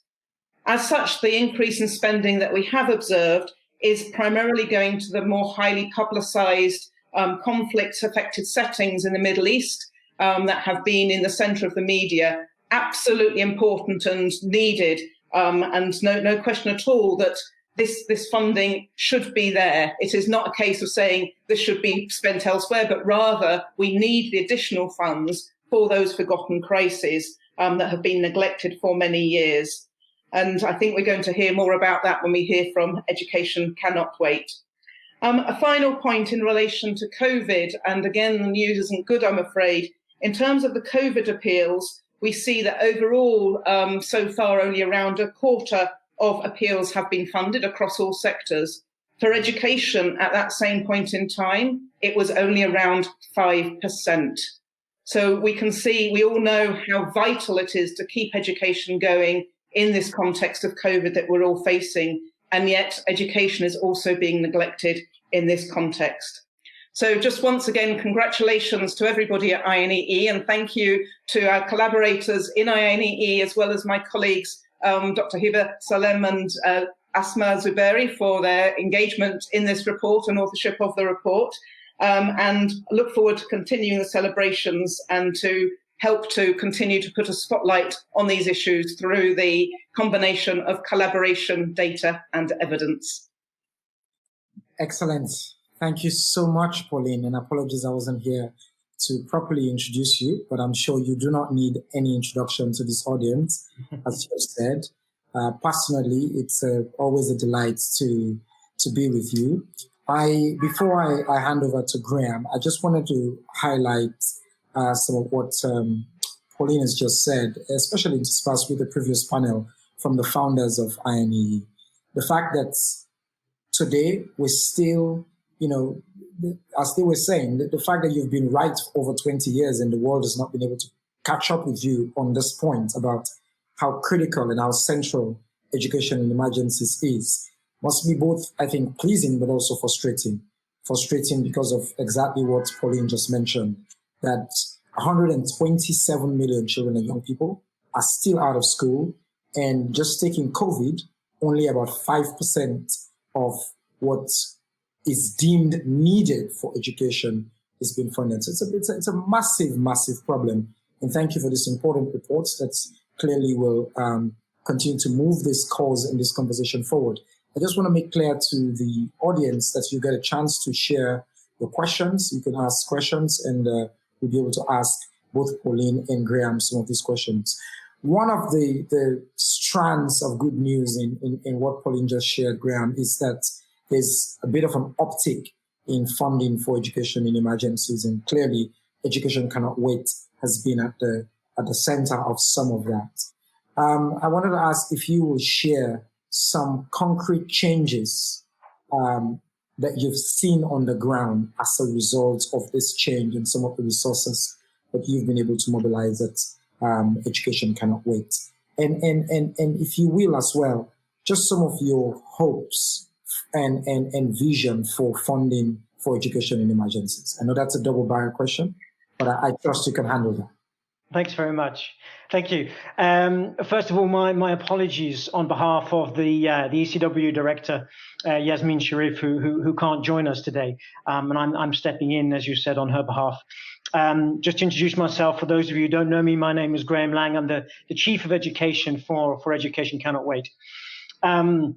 And it's a great pleasure. I'm delighted to be able to speak at this moment in INEE's history. And, like many of you, have participated in a lot of the in-person events over the years. And it's nice now to move to a virtual event where I think we can get a much, much larger audience. So it's terrific.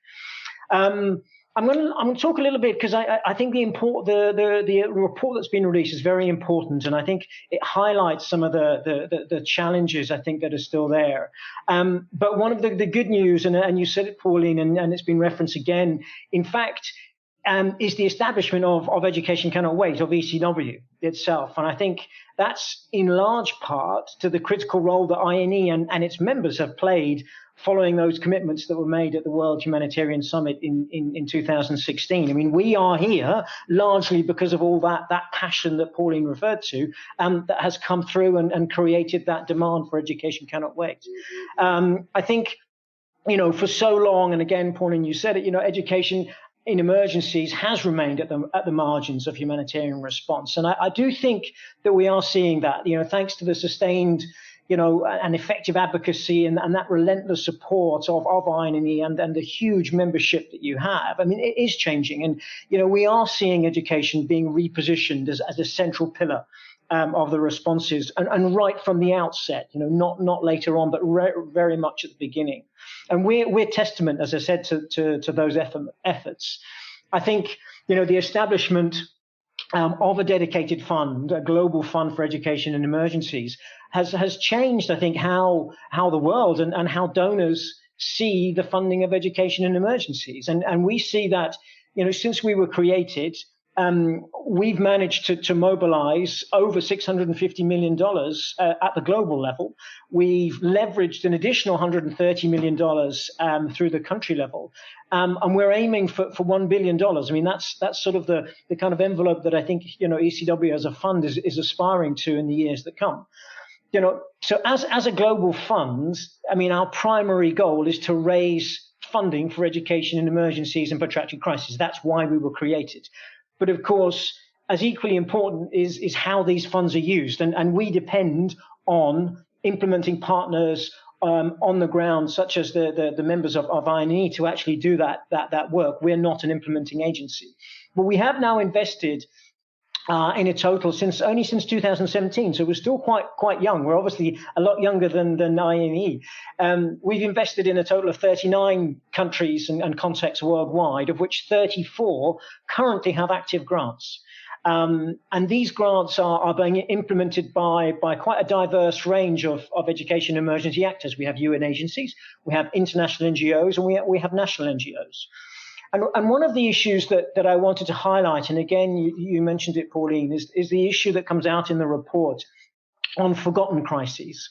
And I think this is one of the critical issues that we've been addressing in ECW. And one example that I can give, where I was earlier this year with the ECW director, is the Central African Republic, where that protracted instability has meant that 2/3 of the country have been impacted, and there's over 2.5 million people impacted by that instability, resulting in over 500,000 children and adolescents being out of school. And in response to that, we've approved 26 million, just over 26 million in grants since 2017 to the Central African Republic, to a coalition of organizations comprising organizations such as the Norwegian Refugee Council, Plan International, UNHCR, and UNICEF. And these grants are now targeting over 100,000 children and adolescents in some of the hardest to reach areas of the country, impacted by that security situation, including through distance education, targeting populations on the move. You can imagine in that very volatile context, populations are moving and in a constant on a constant basis. I was in a classroom earlier this year in, as I said, in Central African Republic, where the day before there were 40 children in the classroom. When I was there were 80. And the reason was because of instability in the days prior. A huge number of people had been displaced, and suddenly the class size had doubled. So I think, whilst we have expanded, Education Cannot Wait's expanded considerably since we were created, and now through our investments, we're reaching approximately 3.5 million children and adolescents who are impacted by forced displacements and natural disasters.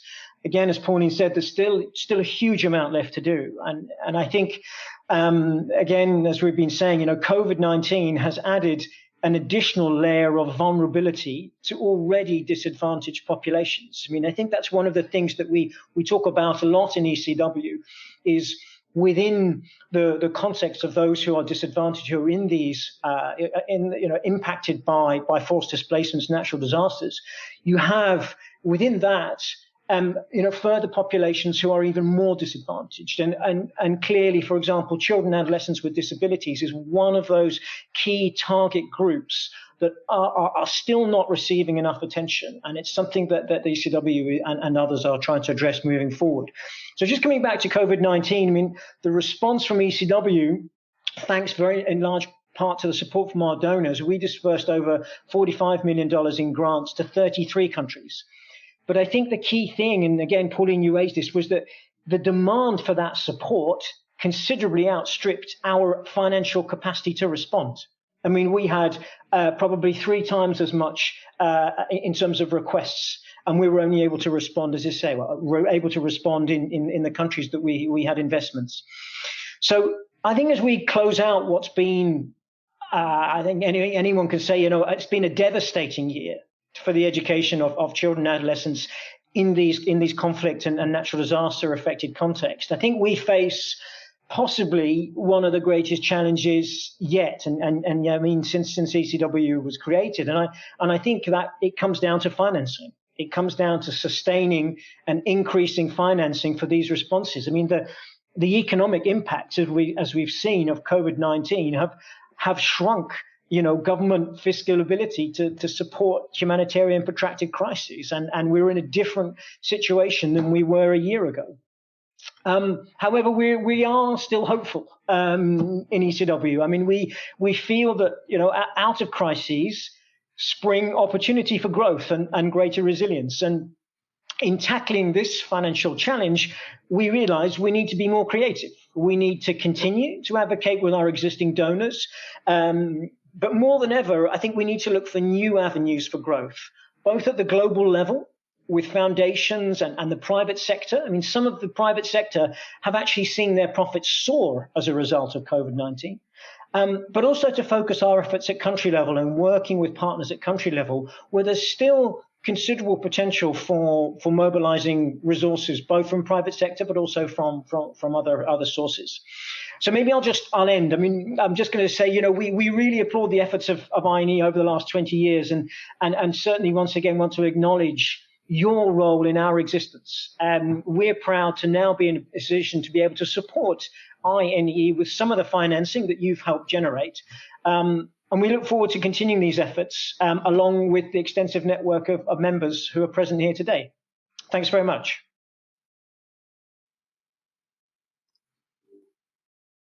Well, thank you, Graeme. Thank you for really highlighting, I think, the really important and critical work you guys are doing at ECW. And I just want to say as well, as somebody who's from Sierra Leone and have a lot of interest in some of the forgotten conflicts in this, talk about the focus on these forgotten conflicts around the world. I see we have a few questions, Pauline. One of the questions is how can education in emergencies and INEE contribute to preventing or mitigating conflict in the first place? If you have some thought on that, and I'll come, Graeme, there are other questions as well. I'd love to be able to pose to you as well. So, Pauline, let me put that to you. And that question is from Susan Dustin. So I think this is a really important question. You can hear me okay? A really important question, because we ideally want to be in a situation where we're not having to talk about conflict and emergency situations, but rather to talk about improving education systems generally. I would say, there are some aspects of emergencies that require longer term vision, such as related to climate change, environmental action, and so on. There are the conflict affected settings where we really need to put in place preventative measures. And I know there are colleagues, for example, in the International Institute for Educational Planning at IIP in UNESCO, who do a lot of work of working with national governments to try and make sure that there are these strategies within education plans in the first place to try and prevent conflict rather than wait until it's too late. And there are obviously really important actions and activities that are happening on the ground. And I think in the comments also, there might have been a comment about the importance of working with local civil society organisations, grassroots activists, and so on, which is where really the action needs to take place, where the knowledge is really there. So I think it's a combination of planning, of action on the ground, and of continuing to provide and develop the evidence to identify how best to try and avert these situations in the first place. Brilliant. Thank you so much, Pauline. Graeme, there's a very important question here. Somebody who leads in Sierra Leone, Stella in Rwanda. What are you guys doing to fund small organizations and researchers? So much can be done at the grassroots. I'm really interested to hear your thoughts on that. That's one of the important questions I've always had as well about ECW. Please go ahead. Yeah, thank you very much. And thanks, Stella, for the question. In fact, I saw it in the chat, noted it down. I'm glad you've come to us on that. I think the first thing is that we are committed to the grand bargain. So in our strategic plan, we have a written commitment to the grand bargain commitments. And one of those commitments obviously is about funding directly as possible local organizations. So that's in there, and we have a target. We have a strategic target, which is one of the measurements upon which we are measured. It's a huge area around localization. It's identified, in fact, for our 2021 annual work plan. One of our key strategic priorities is to step up our work on localization. And what does that mean? What it means is that there are a number of commitments under that grand bargain. It's not just about direct financing, but it's about how local organizations are involved in the design, for example, of the programs that we then finance, actually involved obviously then in the implementation, the monitoring and the follow-up. And I think what we're doing to encourage that, and we've started it this year, we realize there's ways to go. One of the ways we've been encouraging it through our grants. We're a global fund, so we partners on the ground. One of the things that we've done, we've been encouraging consortia-based approaches. So in other words, having consortia of local organizations, preferably in a leading role with, for example, an international organization or an international or a UN agency, sort of behind those organizations, giving them the support that they need to be able to access those funds. So we have been very explicit about in the selection of the grantees. Grantees are the organizations that receive the funding from ECW, to proactively and positively discriminate, positively take action towards those sorts of approaches where we see consortia, to give them a greater weighting in those processes so that they are in a better position to receive funds. And a couple of examples of that very quickly are in the latest round of COVID financing that we gave. We had 2 rounds of COVID financing. We've given funds directly to local organizations, for example, in Burkina Faso and in Iraq. And it's because of this very explicit guidance around trying to encourage these local organizations to put forward their applications as a consortia approach. So I'm not saying it's done. I think it's a step in the right direction. We realize there's more to do. And as I say, we've prioritized it for 2021, and we hope to move forward on that. And lastly, we don't want to move forward on our own. One of the great things about INEE is, as Pauline said, is the passion and the connectivity that you've got with your members. We want to make sure that anything we do on localization is contributing to those efforts that are already there. You know, all that work that's already been done, we're not going to do something else. We're going to try and see how we can support that. So I hope that answers your question. It's certainly extremely important for us, and we're very committed to it. All right. We have both additional questions, but I'm aware that I've just been told we need to start wrapping up, and it's quite a shame because it's a lot to ask. But I'm going to ask you both together. I'll just say the 2 questions now. I'll rely on you to make them snappy. Pauline, you spoke about girls, more girls being out of school.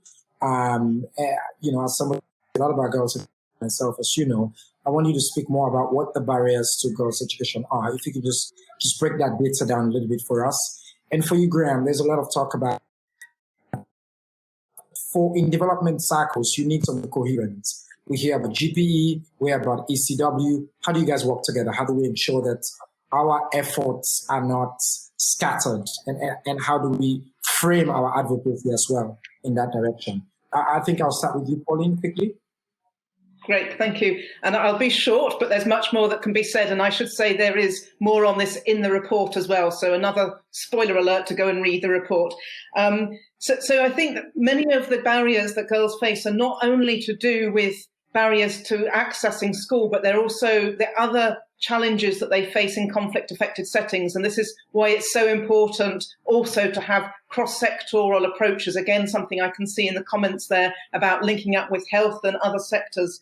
So it's to do with the gender-based violence that can really be aggravated further in these contexts. It's to do with the fact that they might get married early, they might be forced into sex and have children even at a very early age, and then have responsibilities of child rearing and not being able to return to school for these sorts of reasons. It might be purely because there isn't a school nearby, and the dangers of them getting to school are even greater for some of these reasons than they are for boys. It's not to say at all that boys aren't also facing huge obstacles and barriers, but there are just some aspects that really further aggravate the problems that girls face. Of course, there has also been a lot of activity in trying to highlight both these barriers and take actions in relation to it. But there's far more that need to be done. And frankly, I was quite struck by the data because I wasn't expecting to see such a gender gap, to be perfectly honest, in terms of the data. Because in general, we talk about how gender gaps have been narrowed in terms of access, but there are other aspects that remain. But even in terms of access, we see huge gaps, even so in these crisis-affected contexts. Thank you, Pauline. Graeme. Yes, thanks very much. And I'll be very brief as well. I mean, I think we have two main sort of areas of collaboration with GPE. I think obviously we have at the global level, we have regular monthly meetings with GPE. We look at the financing instruments that we have. However, the critical part where coordination happens, as I'm sure you will, is at the country level. I mean, we work through the existing education emergencies coordination mechanisms, whether that's education cluster, whether it's a working group, whether it's a refugee working group. And one of the things we've been doing and we want to continue is to try and see how we can use our funding to strengthen those working groups and those mechanisms so that they essentially carry out that coordination at country level. And we see that as the most effective way of making sure that there is no duplication, no overlap, and that it's very clear of the mandate, for example, between GPE and ECW. And I think, one of the things that we're doing, particularly through our multi-year financing, is financing positions. We finance positions. We can finance cluster positions, coordinators, information managers to support that process. And we've done a lot of work over the last few years under the Global Partners Project that some of you might know, which has come up with a series of recommendations both at the global level and in a number of countries on how to improve those mechanisms. And so now we're in the position of actually financing some of those recommendations to make sure that coordination happens. Excellent. Thank you to the two of you for a really, really insightful and excellent panel. And for responding to these questions as well as doing so by keeping the time for us. I want to just close this panel by reiterating, I think, what we've learned from the first panel through to this one, that education in emergencies is critical. It's life-saving. It's what gives hope. It's what we need to solve both the emergency and the future. And that unfortunately, as a global community, we continue to fail children and young people who are in emergencies. In fact, in places where we're not failing altogether, our response is still unequal. We have too many places around the world that are forgotten. And sadly enough, as Pauline just mentioned, girls continue to bear the brunt of this inequitable response to education in emergencies. That needs to change. It needs to change fast. We've seen some progress. ECW, GP, and other partners are showing us how it can be done and what needs to be done. And I think it's very clear from all these conversations today that the important work that INEE continues to do is critical for this world. And I want to take this opportunity as my final words to congratulate INEE again on your 20th anniversary. And to close, I think it's my pleasure to give the floor to the final four of our INEE members who have these pre-recorded video responses to that important question. What is the value of INEE membership to you? Once again, these videos, these voices come to you in several different languages. So please be sure to have selected your preferred interpretation language in the Interprefy platform. Let's hear them, and thank you so much again for having me.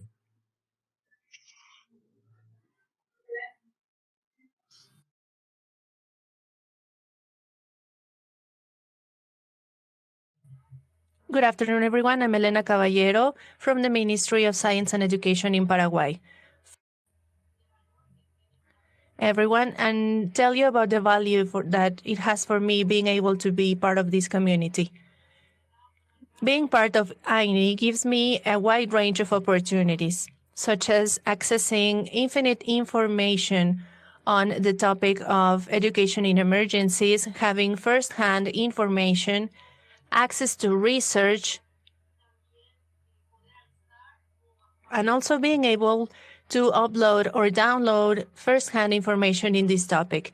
I am always well informed thanks to all the newsletters that I get in my email, and I always have the support of the INEE staff that are constantly helping us when we need it. And through that, the whole country also is receiving the benefits. because in this department where I am, we handle a lot of documents, reference materials, and being able to access that range of materials that are given to our country in our language is very important.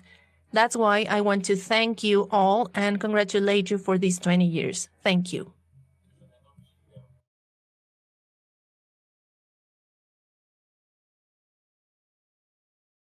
I am Gilbert Moissa. I am a coordinator for cluster education. I'm a UNICEF agent. I'm based in Ouagadougou in Burkina Faso. And on this 20th INEE anniversary, I would like to communicate a very important message. To start with is to thank this network with whom I've been working for more than 10 years now, to ensure that the continuity of learnings can be carried out in countries affected by emergency situations. Secondly, I would like to thank all of the actors and stakeholders who contribute in their daily work to the INEE's work, so that the right for education, for an inclusive and quality education can be ensured for all communities affected by crises and emergencies throughout the world.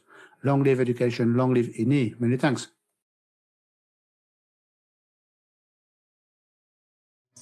I am from Hasake at the beginning of 2013 in Syria. We worked with UNICEF so that we would learn about INEE. That was the first, the launching point for us, so that we would have the minimum standards for teaching and education in emergencies. We also had Save the Children helping us in this field. This gave us the opportunity so that we would have many local and organizations that would help in Hasake and Al-Raqqa regions of Syria. And through them, we learned something that was really good through INEE, which is how to build educational process in a positive way, and which would also be coordinated through the standards that we use in teaching and education at INEE. Now, it's the anniversary of INEE 2020. We wish all the INEE and all the family more success and more achievements, and that they would spread more throughout the world. Thank you very much, INEE. Happy 20th anniversary to all of us who are a part of this powerful movement, INEE. My name is Cleopatra and I'm currently working as an education cluster coordinator in Afghanistan. How did my journey start? Rachel McKinney and James Sparks are the ones who introduced me to INEE in 2008. Seems like a lifetime ago, and I'm so grateful. Back then, I had no idea what education emergencies was all about and what my contribution was supposed to be. Fast forward a couple of years later, and here I am, a seasoned EIE person who has participated in the contextualization of minimum standards for a couple of countries. INEE is very dear to me. The resources available to everyone wanting to learn anything around education in emergencies are amazing. The coordinators are super responsive, not to mention that I was one of the coordinators once upon a time. And if you're looking to advance your career in education in emergencies, their website is a good place to start. I'm proud to be a member of this movement where I've learned so much, not only from the founding members, but from the up-and-coming generation. In these challenging times, where EIE practitioners are having to explore new ways of doing things and new ways of working, we can certainly count on INEE to provide us with information that we require to tackle the challenges. Happy 20th anniversary.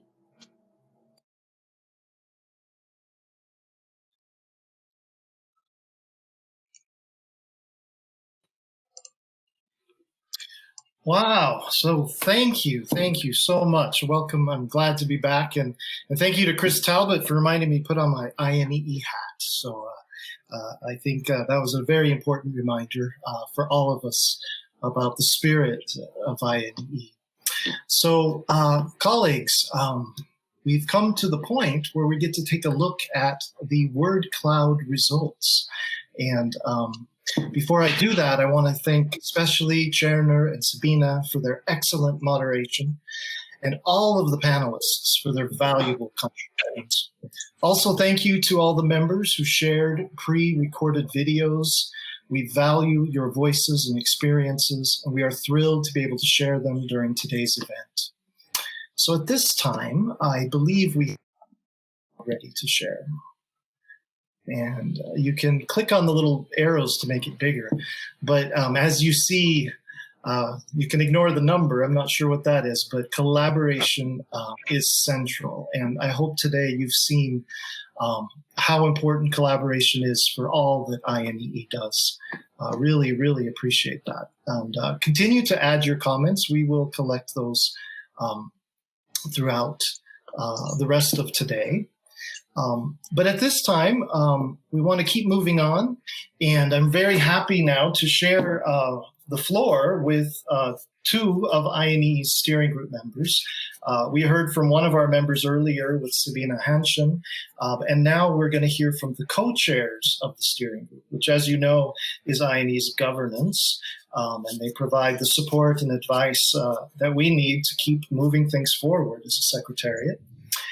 So today I'd like to invite two members of the steering group, Anina Matson, who is the Director of Programs at Dubai Cares, and Benoit Dansenberg, who is a Senior Education Officer at UNHCR. And they're going to say a couple of words. Welcome, Anina and Benoit. Thank you, Dean, and hello all and everyone. It is so encouraging to see what INEE has achieved. The growth of a unique network, the compilation of 20 years of lessons learned and good practices. INEE showed all its strengths and capacities during the COVID-19 pandemic. That's the legacy of 20 years of IE work, a wealth of knowledge and expertise. But so much remains to be done. With 127 million children who live in crisis-affected countries out of school, more than half being girls, with forced displacement at its highest, families of internally displaced refugees and migrants on the road across the world, with forced displacement being no longer a short-term temporary phenomenon, with climate change exacerbating the number and intensity of disasters induced by natural hazards, with the COVID-19 disturbing education systems around the globe, with attacks on schools on the rise. Education continues to be at risk around the world. Perhaps the main challenge for INEE is to remain nimble, to constantly adapt to an ever-evolving humanitarian landscape. That includes the challenge to respond to protracted emergencies, the need to collaborate with development actors to enhance the humanitarian nexus for more sustainable education responses and system strengthening. The challenge to turn INEE into a more diversified, open, and delocalized network. The importance to strengthen the collaborations with other sectors, child protection, of course, but also WASH, health, nutrition. In an increasingly interconnected, complex world, a network is more needed than ever to pull actors and sectors together in support of education. Thank you, Over Benoit. to you. Thank you, Benoit. And whilst a unique network like INEE, together with its members, has been essential in advocating for increased focus for education emergencies, that increased focus also needs to be backed up by increased investment in education for everyone. We've already heard on previous panels about the financial implications of COVID-19 on education budgets, especially in the most fragile context. And we know that they're likely to be significant.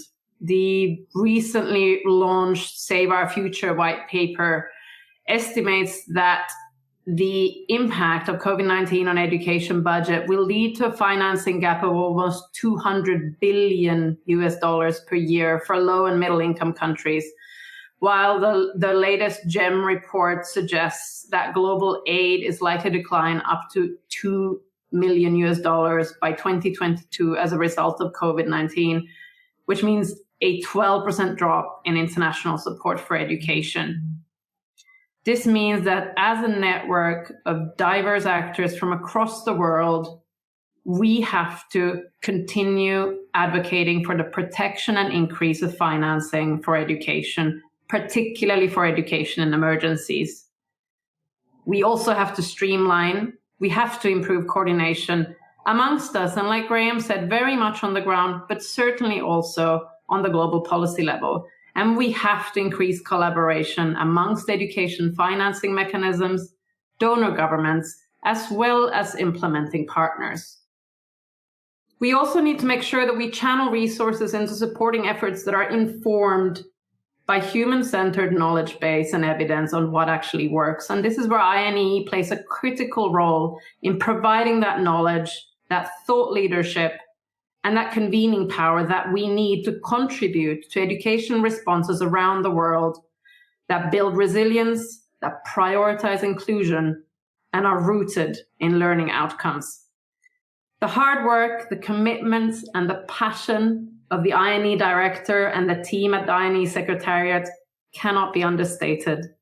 We salute you and we thank you. And we would also like to thank the INEE donors for their continued support to INEE's mission. But most of all, we would like to thank all the 17,500 members of INEE for your support, your relentless activism, your insistence to prioritize the futures of children and youth in some of the most complex contexts in the world. Without you, the progress that we've seen over the past 20 years would not have been possible. And without you, the work that lies ahead would seem unsurmountable.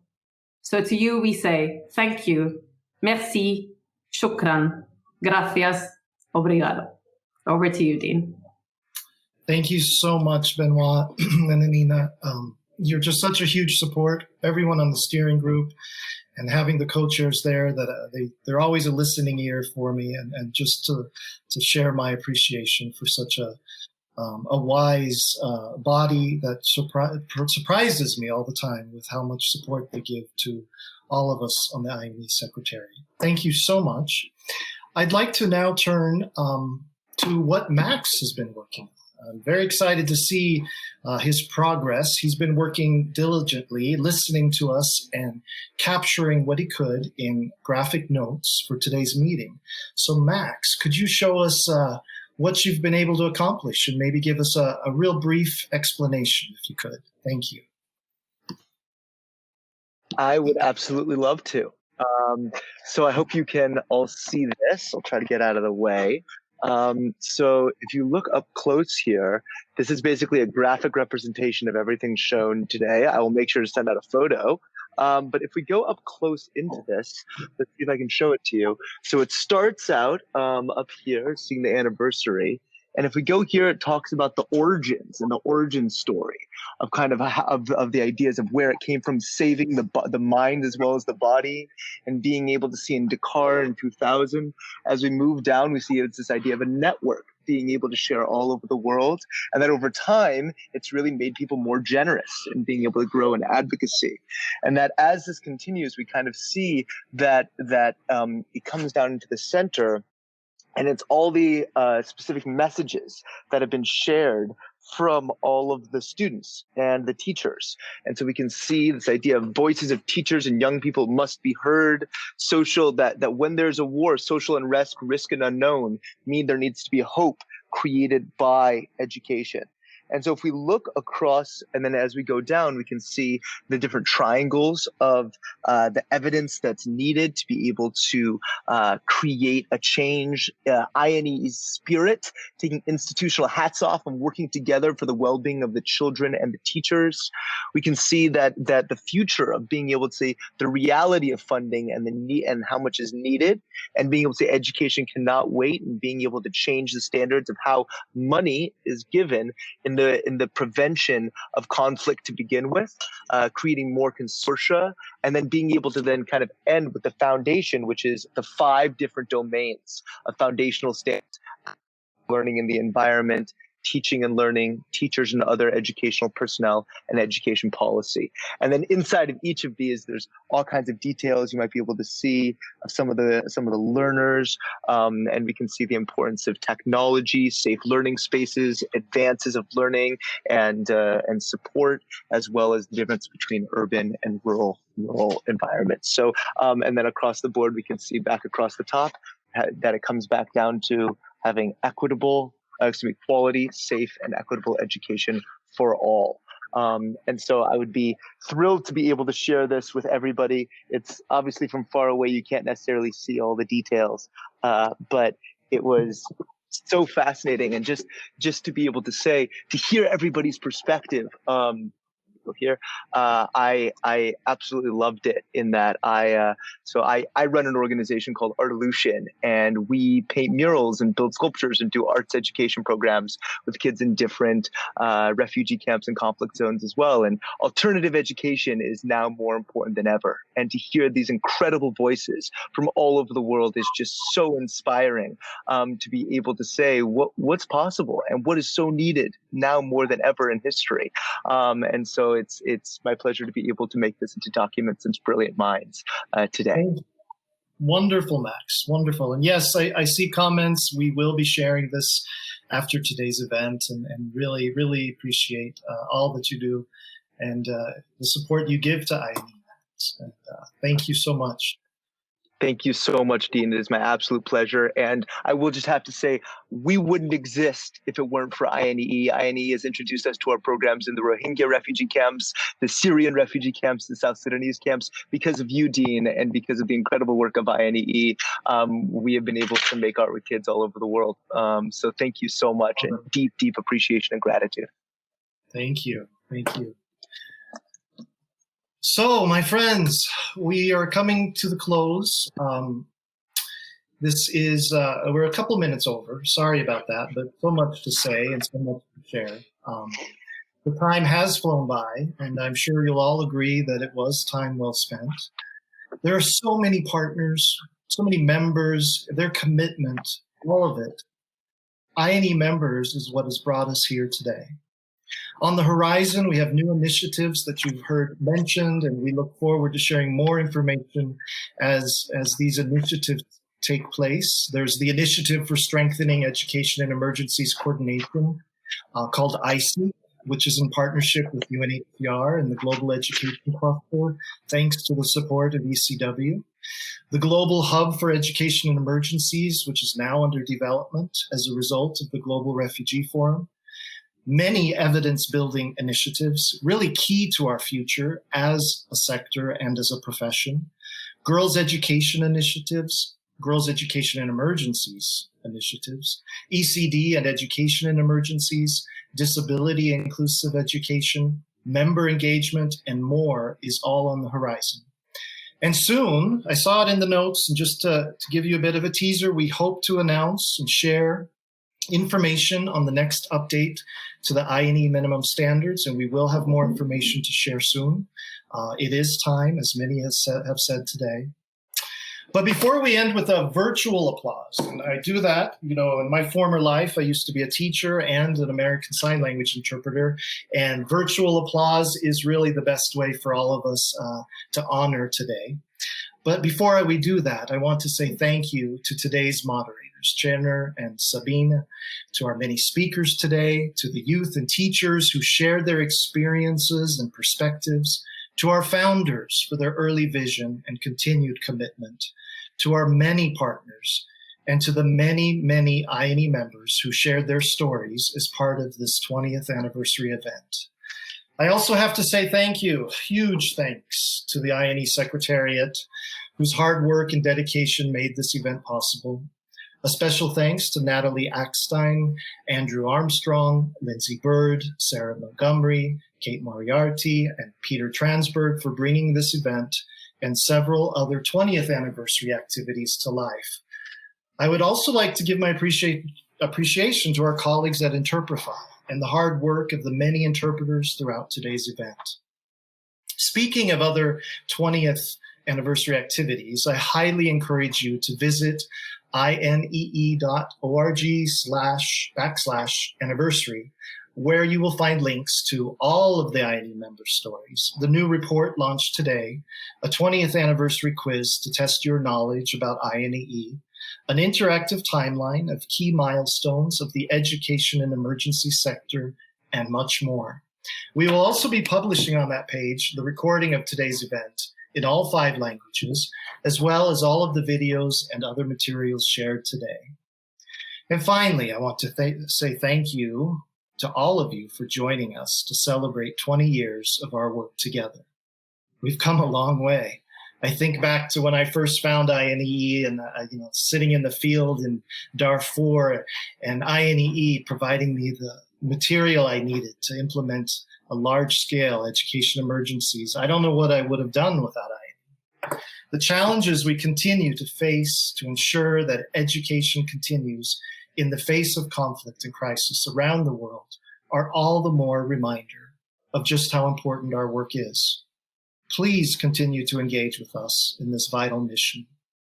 And now, please raise your hands in a virtual applause, and we'll applaud as is done in American Sign Language to INEE, which is you and all of us here, and to many more years ahead.